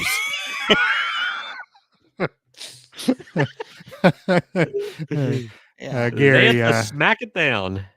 Gary, we used to do personal stuff or stupid stuff for personal enjoyment, not as content for the masses. Well, I mean, the masses could have been in the classroom, I guess. Do you know what? That was the extent of your masses at the time. Gary, you just shook me to the core. Because always before, when Aric and Todd, Doug, we were all having these conversations, we said, man, we wish, and honestly, it's the genesis of this podcast. Because like I said, when the real world started, in reality TV, it's like, daggone, somebody just needs to follow us around with cameras. This is funny. And then, the podcast has allowed us to do what we've said for years should be, and thank you all who are listening, by the way, but this is what we did. This is how we ended up here. And this is funny you mentioned that, Brady, because just today I was having a conversation, and many of you know my wife, Celia. She's a huge fan of the show. I mean, she actually listens to it more than I do. She literally every morning when she's getting ready, she listens to it. And I'm not a big fan of re-listening. I don't like to hear myself. I've never grown out of that. Like, I hate to hear myself on the because I never sound as cool as I think I do in my head. And so anyway, so she listens and again, like in the summertime now that she's off, she'll listen all day long. And so she was listening today, and she actually brought up she asked if Aric there was an episode we did way back, I think like episode 9 or something like that, where Aric, you had said you were going to put it was about music, and you were going to put some playlist, like a Spotify playlist of all the songs we talked about. And she wondered if you ever did that. So I'll talk to you after the show about that. Episode 28 does have a Spotify playlist. Okay. So I'll let her know that if she's listening. But anyway, my point was, so she listens to a lot of podcasts, and I mean, tons. And so I asked her, I said, let me ask you a question. I said, because she was laughing about something, and I said, be honest with me. I said, are you really a fan of it, or are you just a fan because of me and lifelong friends like you guys that she's known forever? And she's like, no, I'm a fan. She's like, I listen to a lot of podcasts, and there's some really, really bad podcasts out there. And I said, well, then, explain to me what what keeps us from getting to that level, where other people, I mean, we thank all of our listeners and I think we have more listeners than we ever thought we would, but we still, you know what I mean? Like we can't get to that next We're not level. Joe Rogan. And she said it, she's like, it's sponsors. I mean, she said that. And so like, that's kind of also segues into my plea. If you know anyone, who would want to help us and sponsor us, and if you could, put us in touch with someone who would, we would very much appreciate it, because I'm sorry, Ponderosa. Yeah. I'm sorry, Richard Marks. No, I'm not. You're an ass. So anyway, I think that's it goes back to what Brady was saying. Like we always said, like what would happen if we just started recording what we were talking about, and we do for the most part. We keep it TV-14, and we try our best to do that. Sometimes we don't succeed when we're amongst ourselves. Yeah, but I was going to tell you guys that with the conversation I had with C, and there it just an opportunity. Awesome. Well, an opportunity came up there in the show. So, sorry to hijack your topic there, Brady. But what were we talking about? We were talking about just people oversharing on social media. I was going to say it's funny coming from podcasters about oversharing, because we literally get on here for 2 hours every week and overshare. Right. But I had a boil lanced on my calf, like nobody went like that kind of stuff, I didn't know you were a farmer. But see, you just don't get that kind of humor anywhere else. You don't get that from Joe Rogan. Exactly. Speaking of which, you don't get that kind of wit from Joe Rogan. It's rehearsed. Yes. Exactly. The most legitimately dumb and embarrassed I have felt in a long time was back in the wintertime, where one of my coworkers was talking about she'd pulled calves all weekend, and I said something like, "Oh, daggone, did you have to end up going to the doctor, or did you just?"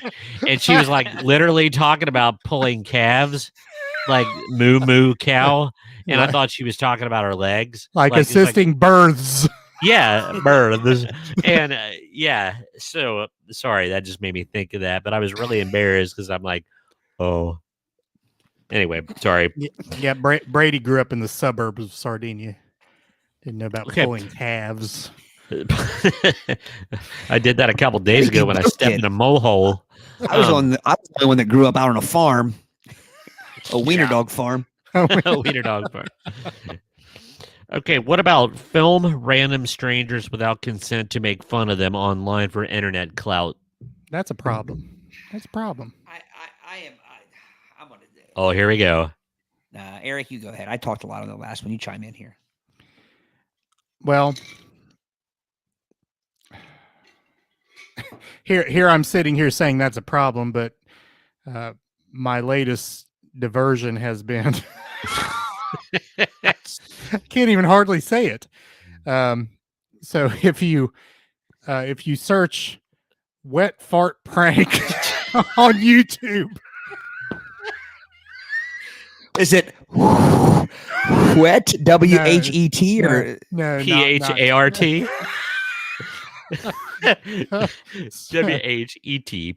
PHART. So a guy will have a machine that makes such a noise in his pocket, and he'll kind of jog by people and say he's got to relieve himself and go do some commerce, and then let one of those sounds fly, and then you have hidden cameras watching the people's reaction. Well, and he almost exclusively does this in front of females, and they laugh. Yeah. Now my wife doesn't laugh. But like you said, though, well, that's a guy thing. Wait, Aric, you've said it before. You can probably finish this quote. If I get to an age where I don't think a fart's funny, just euthanize me. Well, I mean, that concept's been around since the 50s, candid camera. I don't think it's talking about that as much as it is like maybe being hurtful. Some old lady like eating popcorn and making fun of, you know what I mean? Yeah. Or now that's pretty funny though. An acorn. Yeah, Brady, I agree. Aric, I think one thing about that is I would be willing to bet that before any of those are ever released, they get permission from the person that they prank. I have no problem with that. I am not a fan, and I won't get into it at all because it's very personal and very private. But I hate the law of I think every state ought to have a 2-person part. Both parties must know that the recording is happening. I think it's criminal that somebody can go record someone without permission.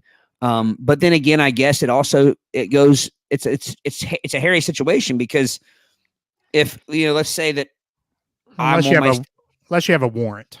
Well, yeah, or let's say that I'm on stage at one of our shows and I'm recording the crowd. I mean, I guess if I had my druthers, I guess that would eliminate that possibility. So, yeah. But I'm not a fan of the the sad thing is we've gotten now to where people would rather record something than help someone. You see that all the time. Yeah, you'll see somebody recording something.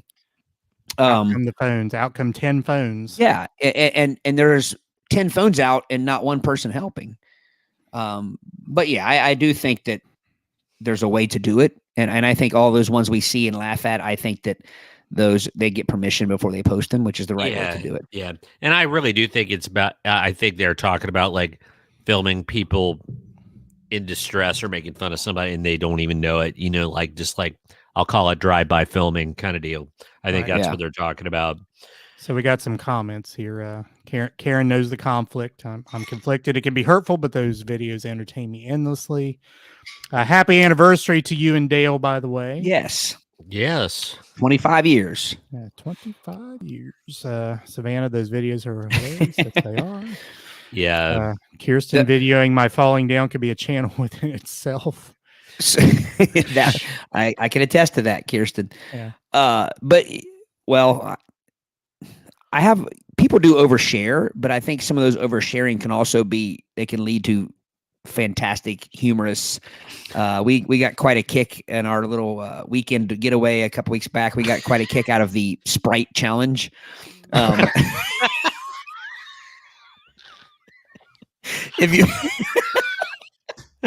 If you haven't seen the Sprite challenge, you gotta check out some videos of the Sprite challenge. And we've actually talked about maybe at our next live event, us doing the Sprite challenge in front of everyone. We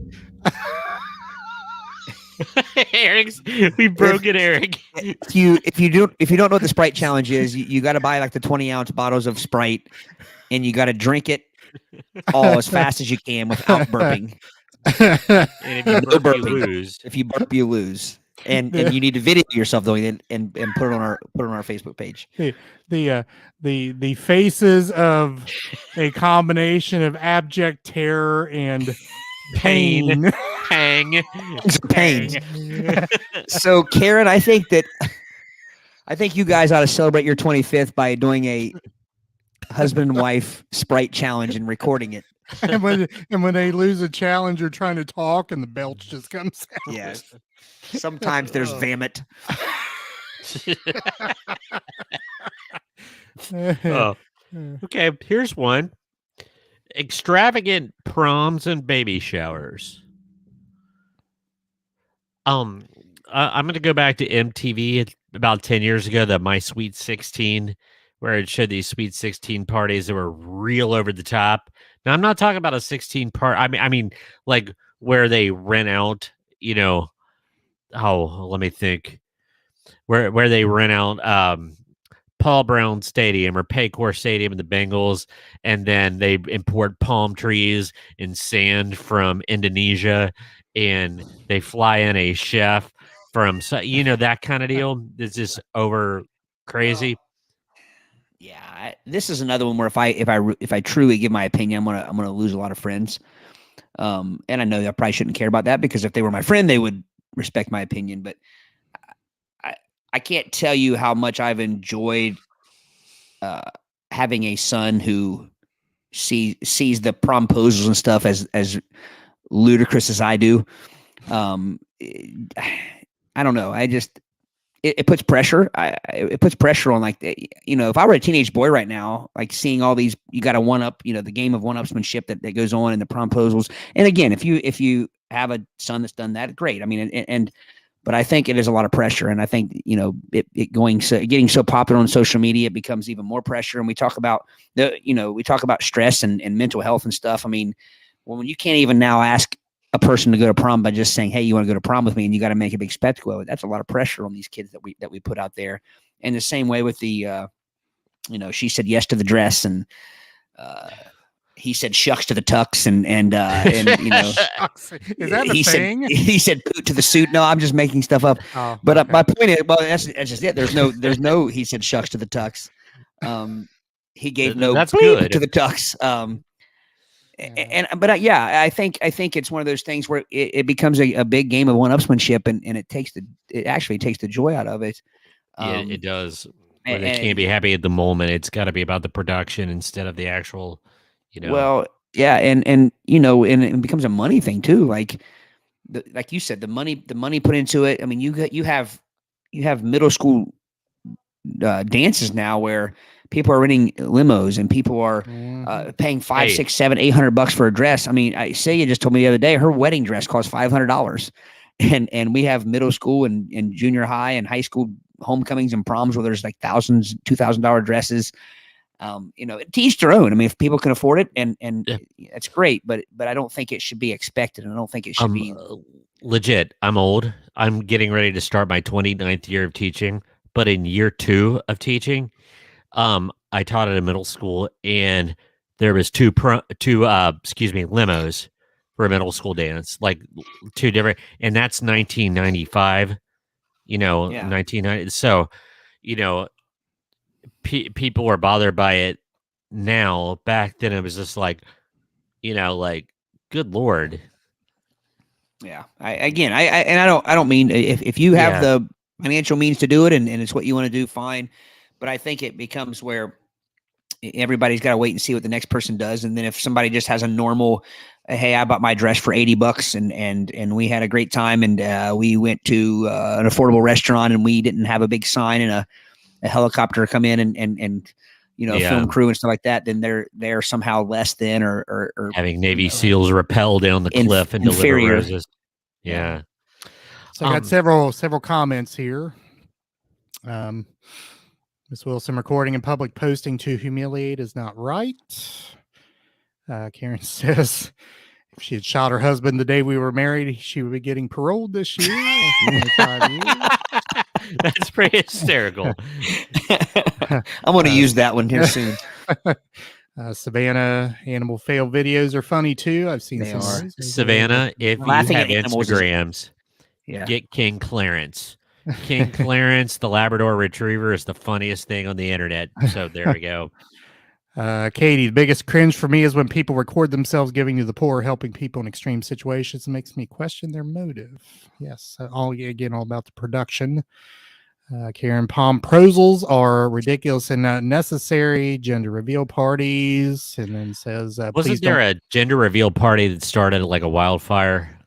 Yes, it did. In California. Yeah. Please don't judge me in a few months when I'm hosting one, though. Karen, that will be another little Fayetteville rocket. So it's all good.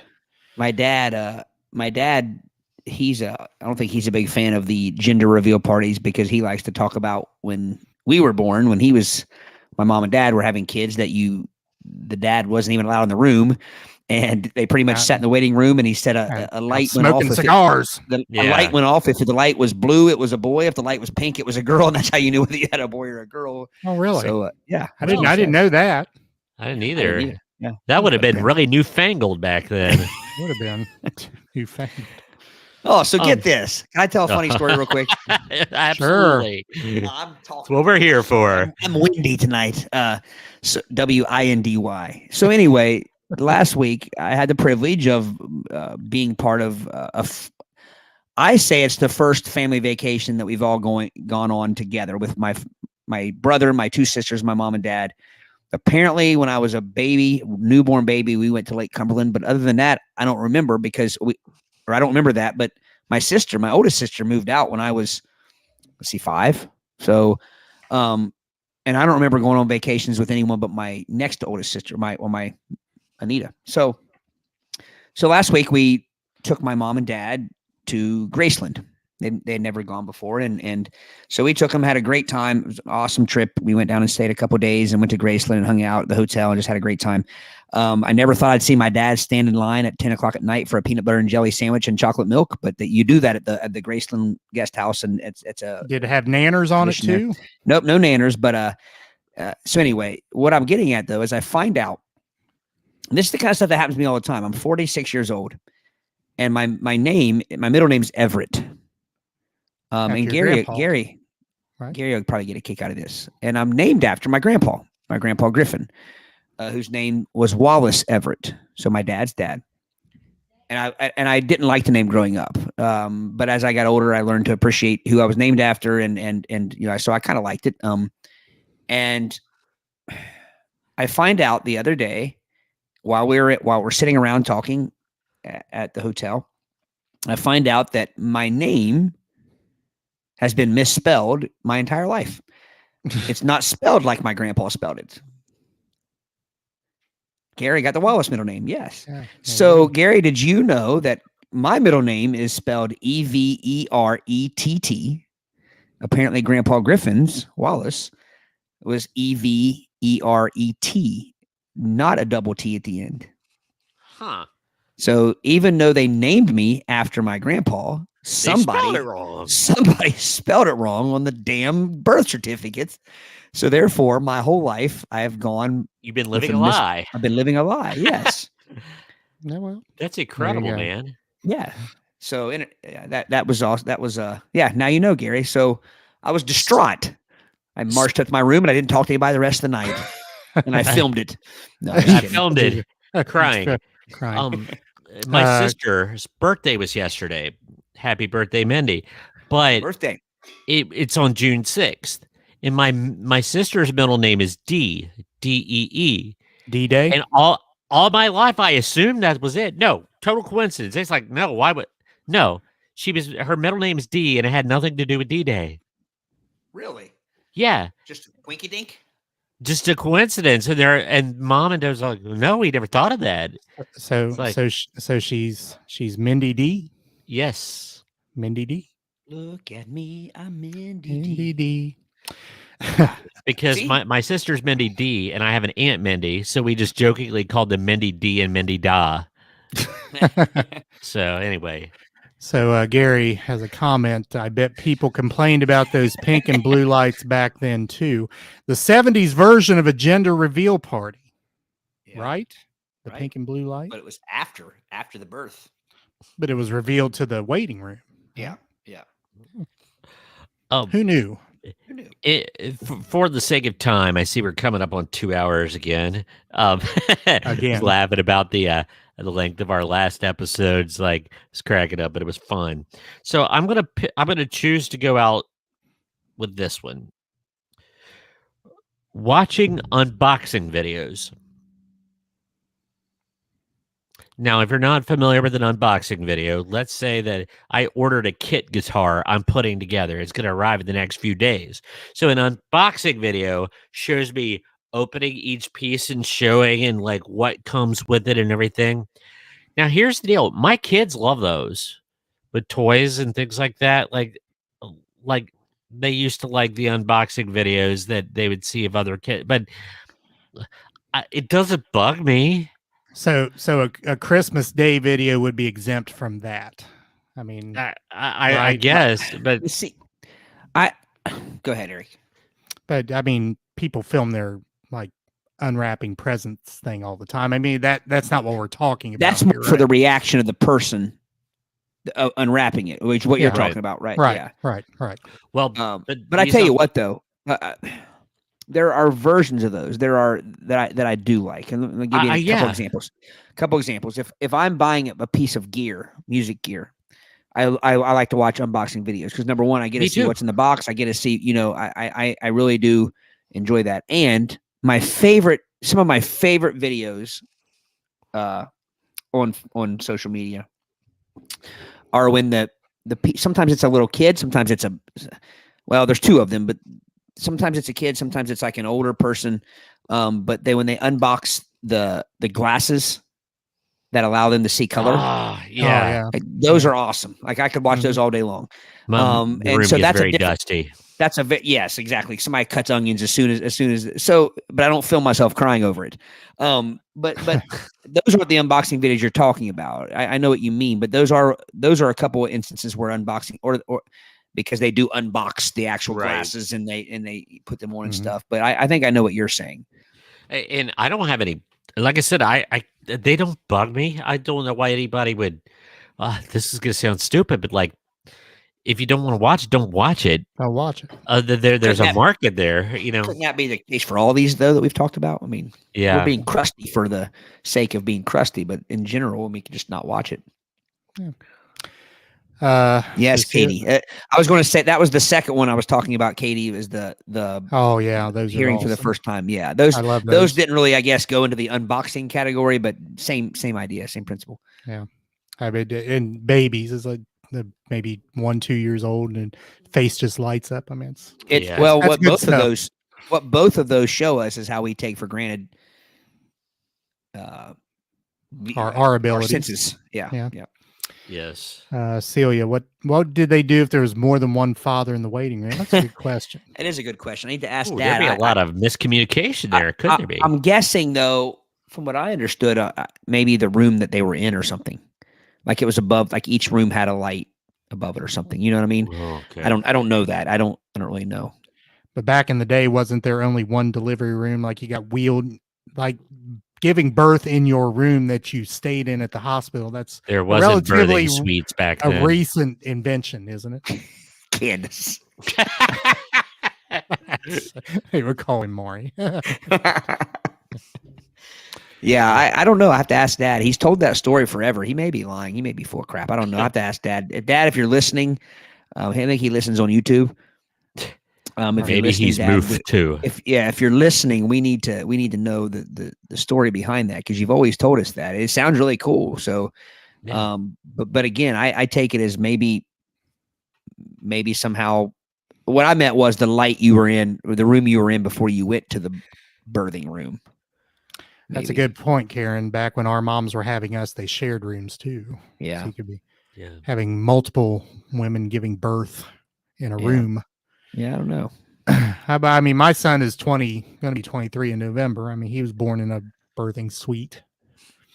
Sweet. But I think it could have been not much before that where those kind of came into vogue. The birthateria. Birth- Birthatorium. Oh man. Well, Is that So Aric in the birthateria there, did they do everything there like that? So they came Yeah. to you basically. yeah, They they didn't wheel you out. came to us. Yeah, it was all there. Is that where they did everything, including like the circumcision and all that stuff? that comes later, I think. Yeah, I know, that's- but I didn't know if they. I don't know if they did that in the room or not. Yeah, but, I was gonna say, because I remember with Ethan, they just came and got him, and I remember it was funny because I was telling Celia, like I'm like I can't watch that. I'm like I'll pass out. Like once you have a kid, for those of you out there that are parents or those of you that aren't parents yet, you don't even think about it. I just followed him. Like they took him and I followed him, and like you just Right. tend to go and like I watched it, and like I'm like, wow, I just watched something I said I never would. But anyway, that's a whole different story. Yeah, but and actually, just a little side note on PJ's birth, there was a tornado warning. So in the middle of all November? this, yeah, no, well, it was 2000, so we didn't know who the president was. That was George Bush and Oh yeah, Gore. the hanging Chad years. So it's November 9th. This is like 4 or 5 days after the election. Didn't know who the president was. Tornado warning in November. So like she's in the stirrups and they're turning the bed away from the windows. So had a tornado rolled through. We were giving birth. Wow. And the only precaution they took is they turn her away from the window. Okay, well, thanks. Well, you mean I they mean- didn't have everybody go and put their heads down in the cubbies like we do No. at school? Like No. Duck No, and it was cover. just protect the birth canal, but Yeah. everyone else for themselves here. Brady, there's got to be a circumcision / hanging Chad joke there somewhere. I just have it. Wrap my head around it. Queasy, man. Brady's gonna Todd be breathing being into a a brown verbal paper boil. bag.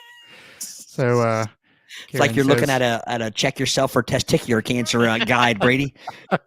Karen says her almost 35-year-old was born in the birthateria. I think we got a word in the Katie says her boys were taken to another room for Yeah. the They did mine as well. for the It was like bris. yeah. Todd, are you laughing about the? Well, I'm laughing about everybody's comments plus the testicular cancer guide, not the testicular cancer itself. I'm laughing about a story we have about Yeah. The reaction of one of our friends to a seeing visual one of those. guide, I should say, hanging in the shower. That one Did of our not friends hit got a him little. well. One of our friends got a little queasy when they were looking. They were following the steps on it. Had the same effect on him as the spleen had on me. Yes. Yeah, gave a whole new meaning to the term pinch and roll. When the roll's wet, it's a little different. It is. Joey. Joseph, how we doing, man?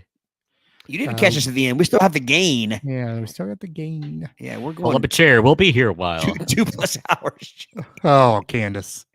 Are you talking about the self-examination? Is that what you're talking? Wait, which thing are you talking about there? Are you talking about the testicular cancer self-examination video or the birth video? Yeah. Yep. Yep. No, but I wish we would have got it on camera. That was before people would film things. Oh. Visit the website, playbyyourpodcast.com. We may have another word for the isms. Birthateria. Yeah. Birthateria. Birthateria. If we make millions and millions and millions of dollars, we're just like, hey, Children's Hospital or Christ Hospital, whatever, we're going to give you $10 million, but you gotta call it the play-by-ear birthateria. Do you think they do it? I think they do it for I think they would. Especially if we donate some of those little funny hats that all the babies wear in the hospitals. Yeah. Yes. Yeah. Candace, that was the point of this thing, was like it was a graphic How to hanging in the shower, which is very handy. and it caught our friend by surprise. Yeah, it made him feel lightheaded and woozy. So and to hear us tell it, it's not going to make any sense. But like you said, it just hit him in that, like, I think you want a testicular examination. I was going to say, Candace, I don't know you well, or hardly at all. But, we don't want to assume that you don't need one, but no offense, but we might be looking a while. Not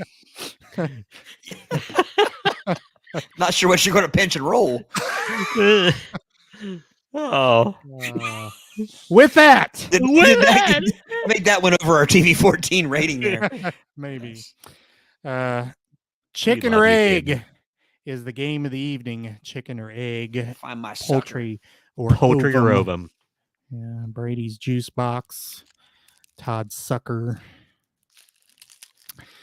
All right, so reminder of how the game is played. I'm going to give you.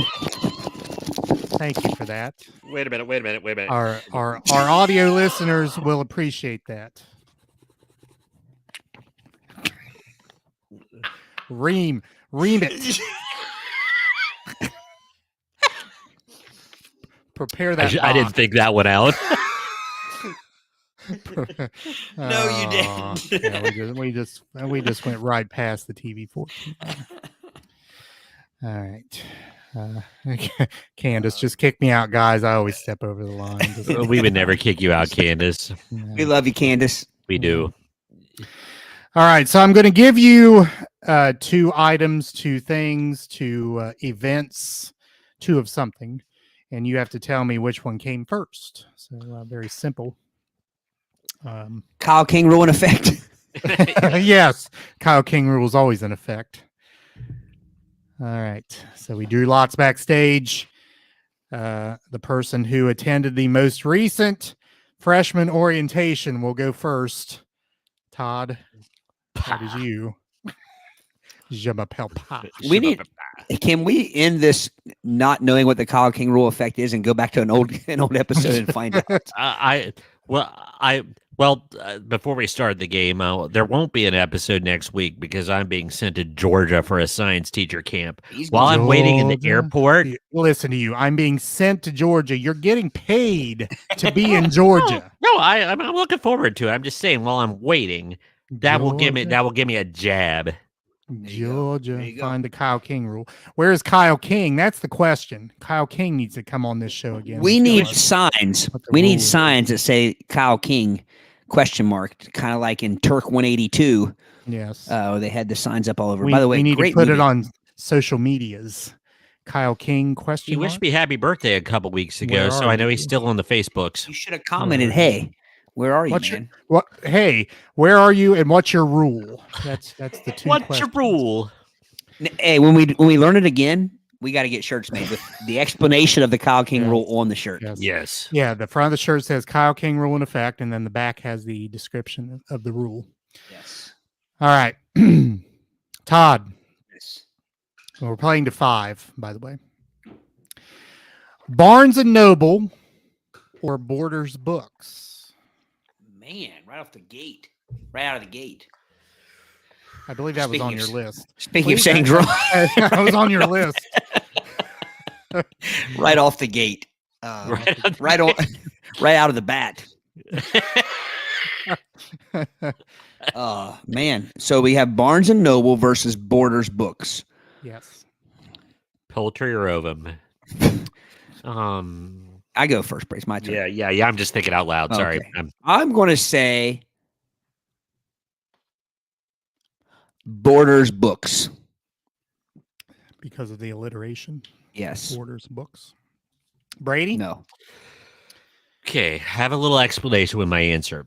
So hang on one second. Doesn't he just get like if it's either right or wrong? It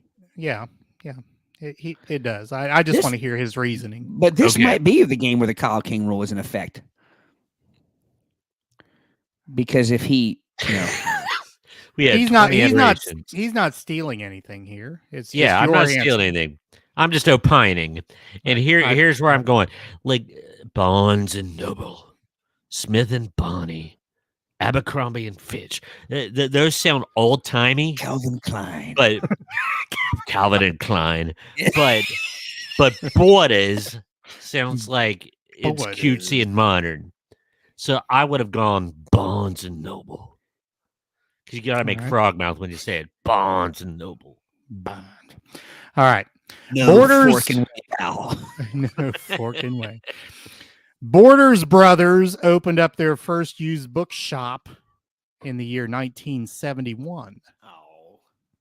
Just reverse the last 2 digits of the year, and you have the year that William Barnes and G. Clifford Noble opened their first Barnes and Noble bookstore, the year 1917. Brady gets the point. That was one time where my logic actually played out. And your logic made sense. Yeah. Yeah. Well, I was thrown by the fact that they were the Borders brothers. That changes the game. If I would have known that. Yeah. Because back then, whenever that was, that a lot of people named their businesses. Yeah. A lot of brothers were in business. Yeah. All right, Brady. C. First U.S. golf course or first U.S. bowling alley? Ooh. I know that you're not allowed to define, but are we talking about the traditional big ball that goes down and, like with the big pins and not those funky New England weird kind of small pin bowlings that they would play on ESPN2 at 1 a.m.? My gut is telling me that lawn bowling has been around a while. But the bowling alley that we know, I'd say people were probably hitting the ball around with a stick in Scotland before the bowling alley. Those Scots were free. And I'm going to go golf course. Okay. Todd, would you like to opine or? I think he's right. You think he's right? Yeah, I think he's right. Okay. But I'll be happy if he's wrong. Well. See, are you sure the Kyle King rule isn't where if he misses it, I get a point anyway? But if I disagree and I get that would be stupid. You would always disagree that way. Right.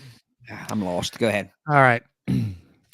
Although it is not clear when the first bowling alley was built in the United States, we do know that in 1841, Connecticut made it illegal to maintain a illegal to maintain a 9-pin bowling lane. In order to circumvent the law, modern day 10-pin bowling evolved soon after. It wasn't until 1884, some 40 years later, that the first golf course. Now, this is the really surprising part of all this. Where do you think the first United States golf course was? What state? Kansas. Kansas. Good evening, ladies and gentlemen. Welcome to Kansas. No, not Kansas. That was as good a guess as any. Well, yeah. I was going to say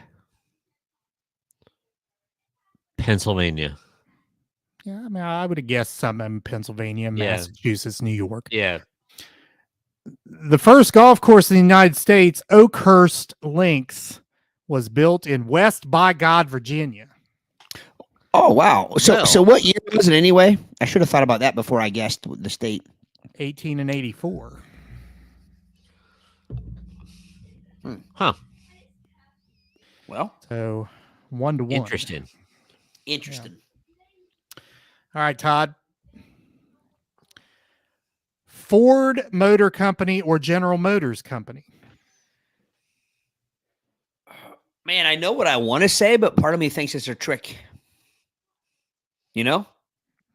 Me? No. You don't it's get a tough. pick, but I'm It's saying, do tough. you know what I'm saying? You know what I'm saying? Yeah, I know what you said because I think we're sharing the I'm same picking up thought. what you're laying down. You're you smelling smell- what the rock is Do you cooking. smell what I'm cooking? I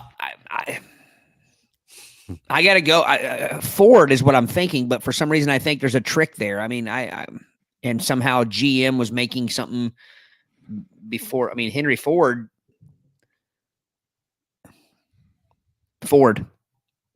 but I think I'm wrong. Although a number of the GM properties were in business before Ford Motor Company was incorporated in the year 1903, it wasn't until 1908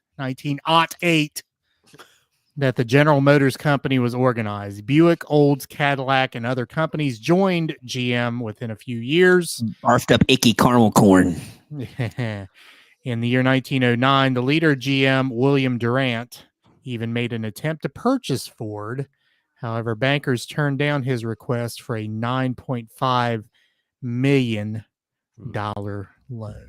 That's a lot back then. So, do you remember when all those little sayings about the different car companies and stuff everybody was going around saying? What's that? Like I said, like the barfed up icky caramel corn and like Ford found on road dead. Found on road dead. Yeah. First on race day. First on race day. Dodge, dim old dudes go everywhere. I don't even want to know what Hyundai is. or as a comedian, which I don't remember which one it was, said, what better word to have on the front of a truck that's coming at you than Dodge? Yeah. Yeah.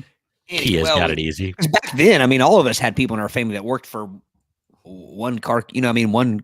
Yeah. Yep. Almost everybody had somebody in their family that worked for Ford or GM. Right. Yep.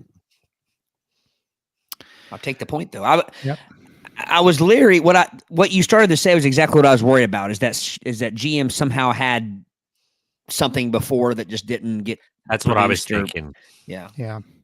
GM is this conglomeration, whereas Ford, although Ford has Lincoln and Mercury and different things there too, but Yeah. Edsel for a while. no. All right, Brady. See. NSYNC or the Backstreet Boys? I think Backstreet Boys came first. I think they all seem a little bit older. Final answer? Yeah, I'm going with the gut. If you wanted to start a boy band in the 1990s, Orlando, Florida was the place to be. NSYNC and the Backstreet Boys each were formed in Orlando. I didn't know that. But both groups also decided to take their music to Europe and prove success there before trying out the United States market. Wow. Although Like both David groups Hasselhoff. Although both groups were formed in the mid-1990s, the Backstreet Boys began their singing first and tasted success in Germany in 1995 with their hit, We Got It Going On. So yes, it was Backstreet's back. All right. I get them all confused. Yeah, I do too. And I don't mean that as a diss. I mean, I don't. I know what you mean. They were both hugely popular. I have a hard time picking out like which one was a Backstreet Boys song and which one was an NSYNC song. Then you throw in the 98 Degrees, which then you throw in what was another one? LTFO or whatever it was. I don't remember. The But yeah, Abercrombie and Fitch song. And the Backboy Degrees. I don't know. Whatever. don't forget NKOTB. I do forget. They were before both. Yeah. They were Color the originators Me of that Bad. 90 boy band thing. Hanging tough. Dun, dun, dun. She's got the right stuff. Baby. Baby. LFO. She's the reason why I sing this song. Yeah, I hated that stuff then, but I remember I every hated that stuff, but we can can quote it. I can sing every darn song from beginning to end. I never will forget Mrs. Odland. I don't know if she listens to the podcast or not, but we had to watch a live New Kids on the Block concert. I remember as a class for like a couple class sessions. That. All right. Todd. Yes. Crossword puzzle or jigsaw puzzle?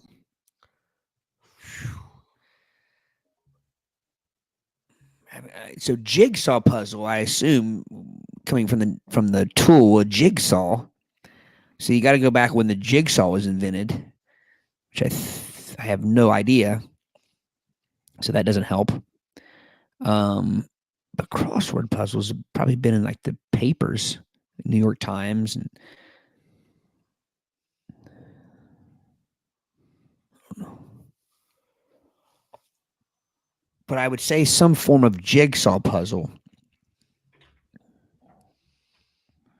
Some form of jigsaw puzzle will probably be older. I think came out before a crossword. I'm going to say jigsaw puzzle. Jigsaw puzzle. I agree. I think people were good with tools before they were literate. I think woodworking would have came before printing. Solid reasoning. The first crosswords reportedly were seen in England in the 19th century. The first published crossword puzzle was prepared by journalist Arthur Wynne from Liverpool, England, for the New York World. It was diamond-shaped and contained no black squares. Oh, wow. The jigsaw puzzle was invented around 1760 by English inventor John Spilsbury. The first puzzles were made from maps glued to wooden boards, then trimmed along boundaries to help teach geography. Otherwise known as the Spilsbury Doughboy. All right, so Todd is correct. Burning it up. 3-2. Brady. See. Blow dryer or curling iron? I'm going to go curling iron because before there was electricity, probably in the olden days, they would just heat a flat iron and straighten their hair. But blowing hot air, I think, would have to be something from a little bit more modern age. I'm going to go curling iron. Okay. In the year 1890, the first hairdryer was invented by French stylist Alexander Godefroy. The first to patent a blow dryer in the United States was Armenian-American inventor Gabriel Kazikjian. He's by vowel. In the year 1911, the curling iron was invented in 1872 by Frenchman Marcel Gratteau, who used metal tongs that were heated over a gas burner. Tong. Curling iron is correct. All knotted up at 3. You got a Titan. Blue Knight. Todd, a question after your own heart, although it's not red velvet. Angel food cake or devil's food cake? I know which one I like better. Cherubim confectionaries or satanic confectionaries? I prefer the satanic confectionaries for sure. But I think I think I'm gonna go angel food. Angel food. It seems like something that it's very spongy, not much taste. So I can see before they had ways of sweetening. Well, think about it. Nobody eats angel food cake without putting strawberries or something else on it. I mean, like or whipped cream. I was gonna go with only because I taught Mesoamerican history, social studies, that we got chocolate from the Aztecs and the Mayans, and I think that they were probably baking cakes before that New World import. So I agree with you, Todd. It's going to be angel food. All right. A dessert so light and airy and tasteless as if it's made for angels is how this product got its name. The first known recipes for it were recorded in the 1870s. Angel food cake contains no fat but lots of sugar. Devil's food cake refers to a cake, muffin, or cookie made with dark chocolate. Yeah. So rich and delicious that it must be sinful. It's decadent. The association was clearly a wink to the snowy white of an angel food cake, since it appeared later in the year 1900. Angel food cake is correct. Yeah. See, they could wash their carriage and then eat it. It was a multi-purpose. Multi-purpose. And still be light and airy after washing the carriage. All right. 4-3. Not the undercarriage, the carriage. I'm in the barn. He's in the barn. All right, Brady. Yeah. 24-hour days or 365-day years.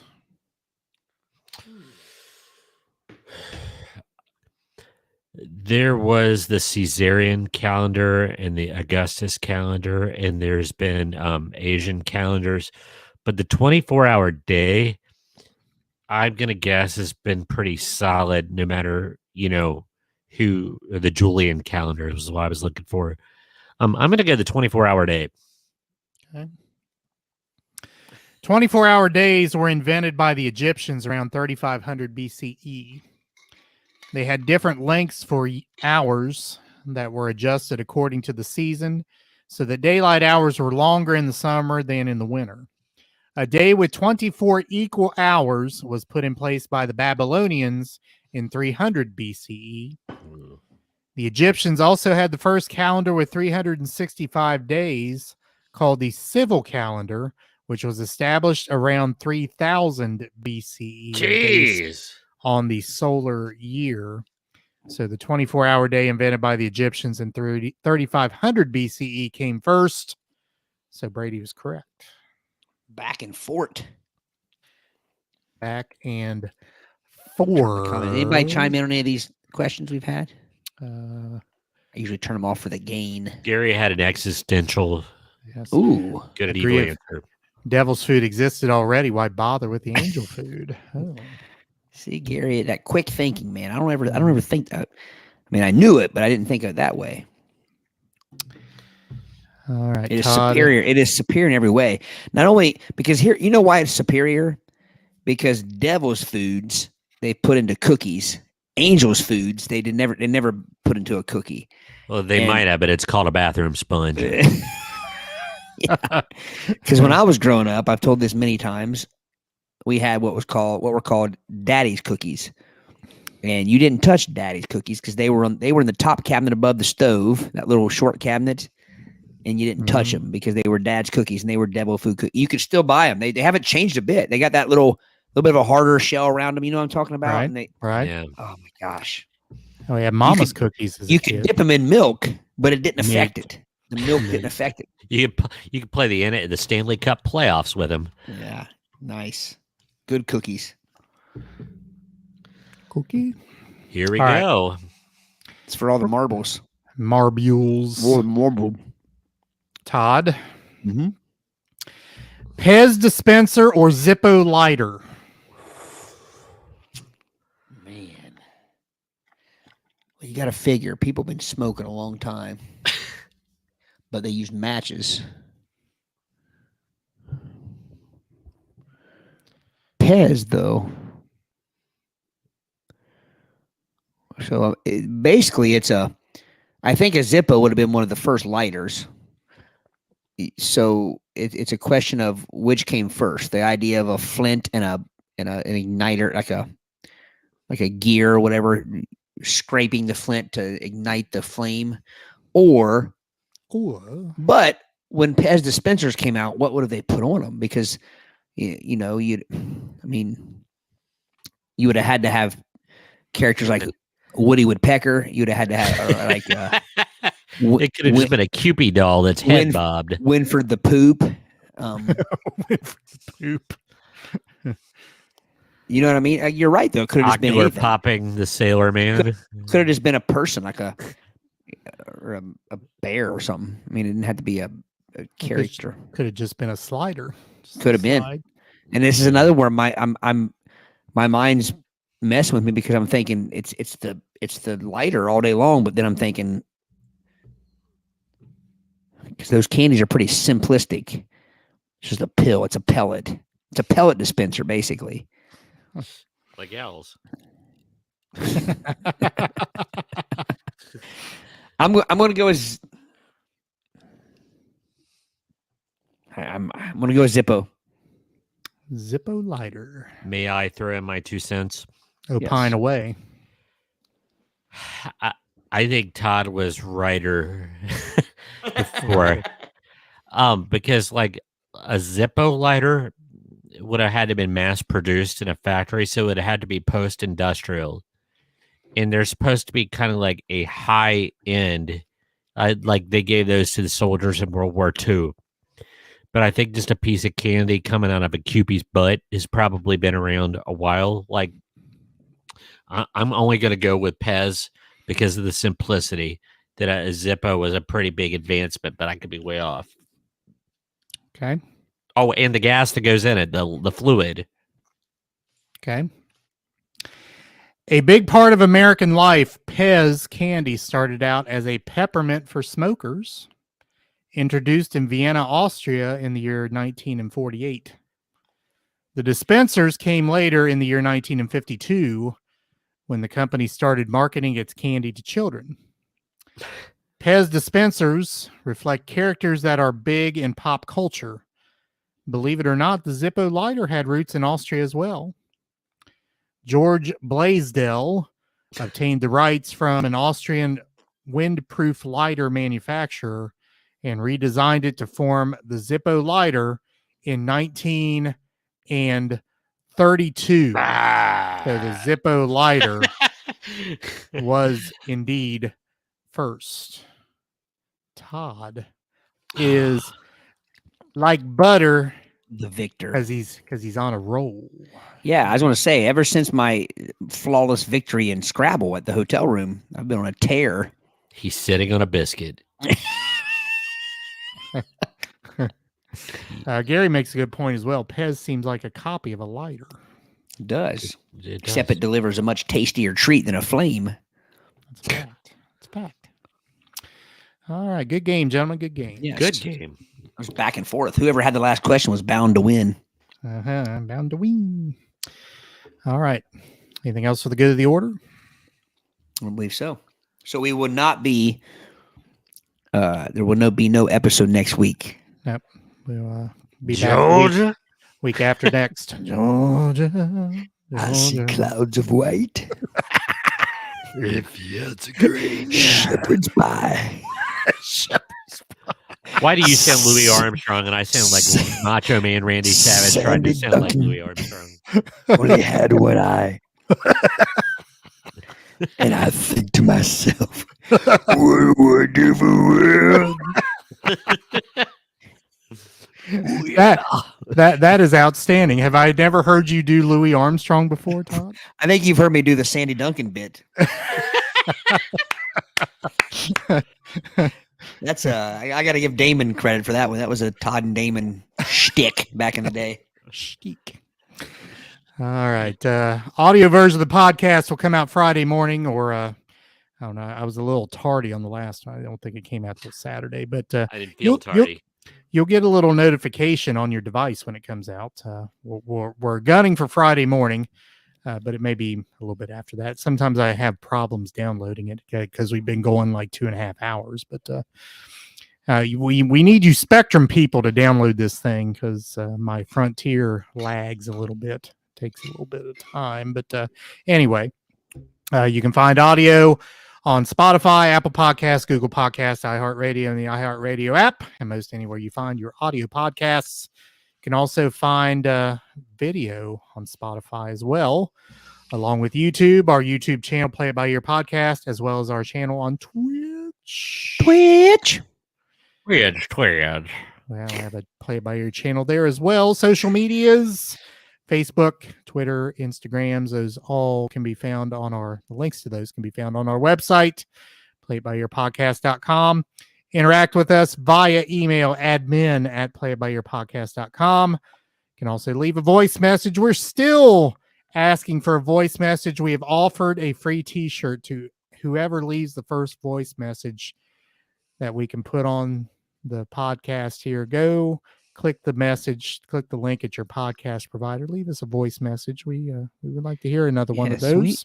We are in the begging stage. Yeah, we're Gary, just about there. Savannah, Candace. Could it be you guys? Could it be who else we had here tonight? Mrs. Wilson. Could it be Katie? Could it be Maxwell? Joey. I mentioned Katie. I mentioned Gary. Savannah. Karen. Before we go, I think we would be remiss for me personally. A shout out to a Sky Point to the Iron Sheik passed away today. You guys told me, and I saw that. One of the best villains and one of the funniest Twitter feeds ever. Legitimate bad dude, man. He was like a bodyguard for the Shah of Iran and an Olympic wrestler, but he was everybody's villain, but a fun guy. I've read about him. So was he sick? Sheiky, baby. He was sick? 81. I think I really don't know specifically, but I could always do a Iran number one. Iran number one. Yeah. Another Sky Point to one of our fans of the show who is on quite a bit. Jim Heron, his mother passed away yesterday. So we're sorry about that, Jim. Thoughts and prayers to his family as well as you go through this time. But but by request, as we go out here, Savannah says you didn't play the video this week. We're just not very confident, Savannah. Is this video getting us canceled? Because I got one of those messages where our video, like somebody reported us for copyrighted bastards. Bastages. If you're reporting us for a Jack Palance video, you need to get a life. 1980 something. Yeah. Well, with that, do it, Aric. Do it. Hit him, Aric. Upside the head. Say upside the head. I feel like we should be, since there's no sound. I think, do they still sell Skin Bracer? Because I want some. Hold on. Boo. Hold on to my newt. Hold on. I can't say that. What? I took the safe one. Here, I'll text it to you. I know it. I'm having technological issues here now. Let me sharing the wrong tab. Let me try again here. I got 75 tabs open.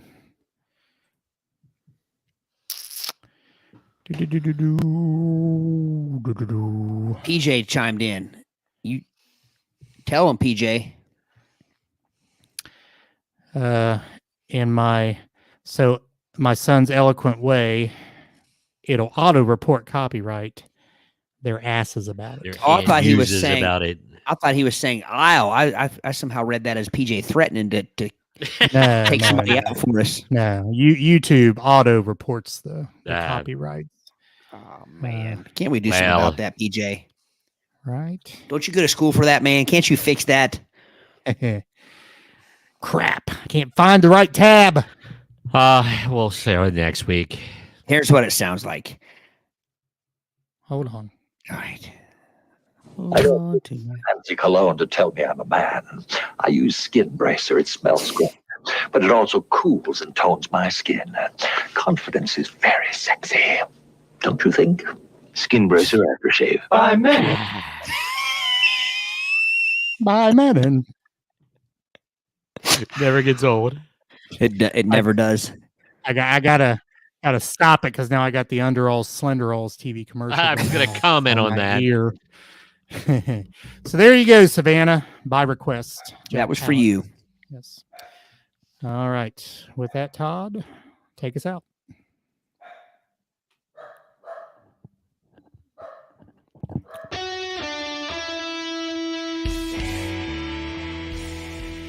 Thanks for listening to the Play It By Ear podcast.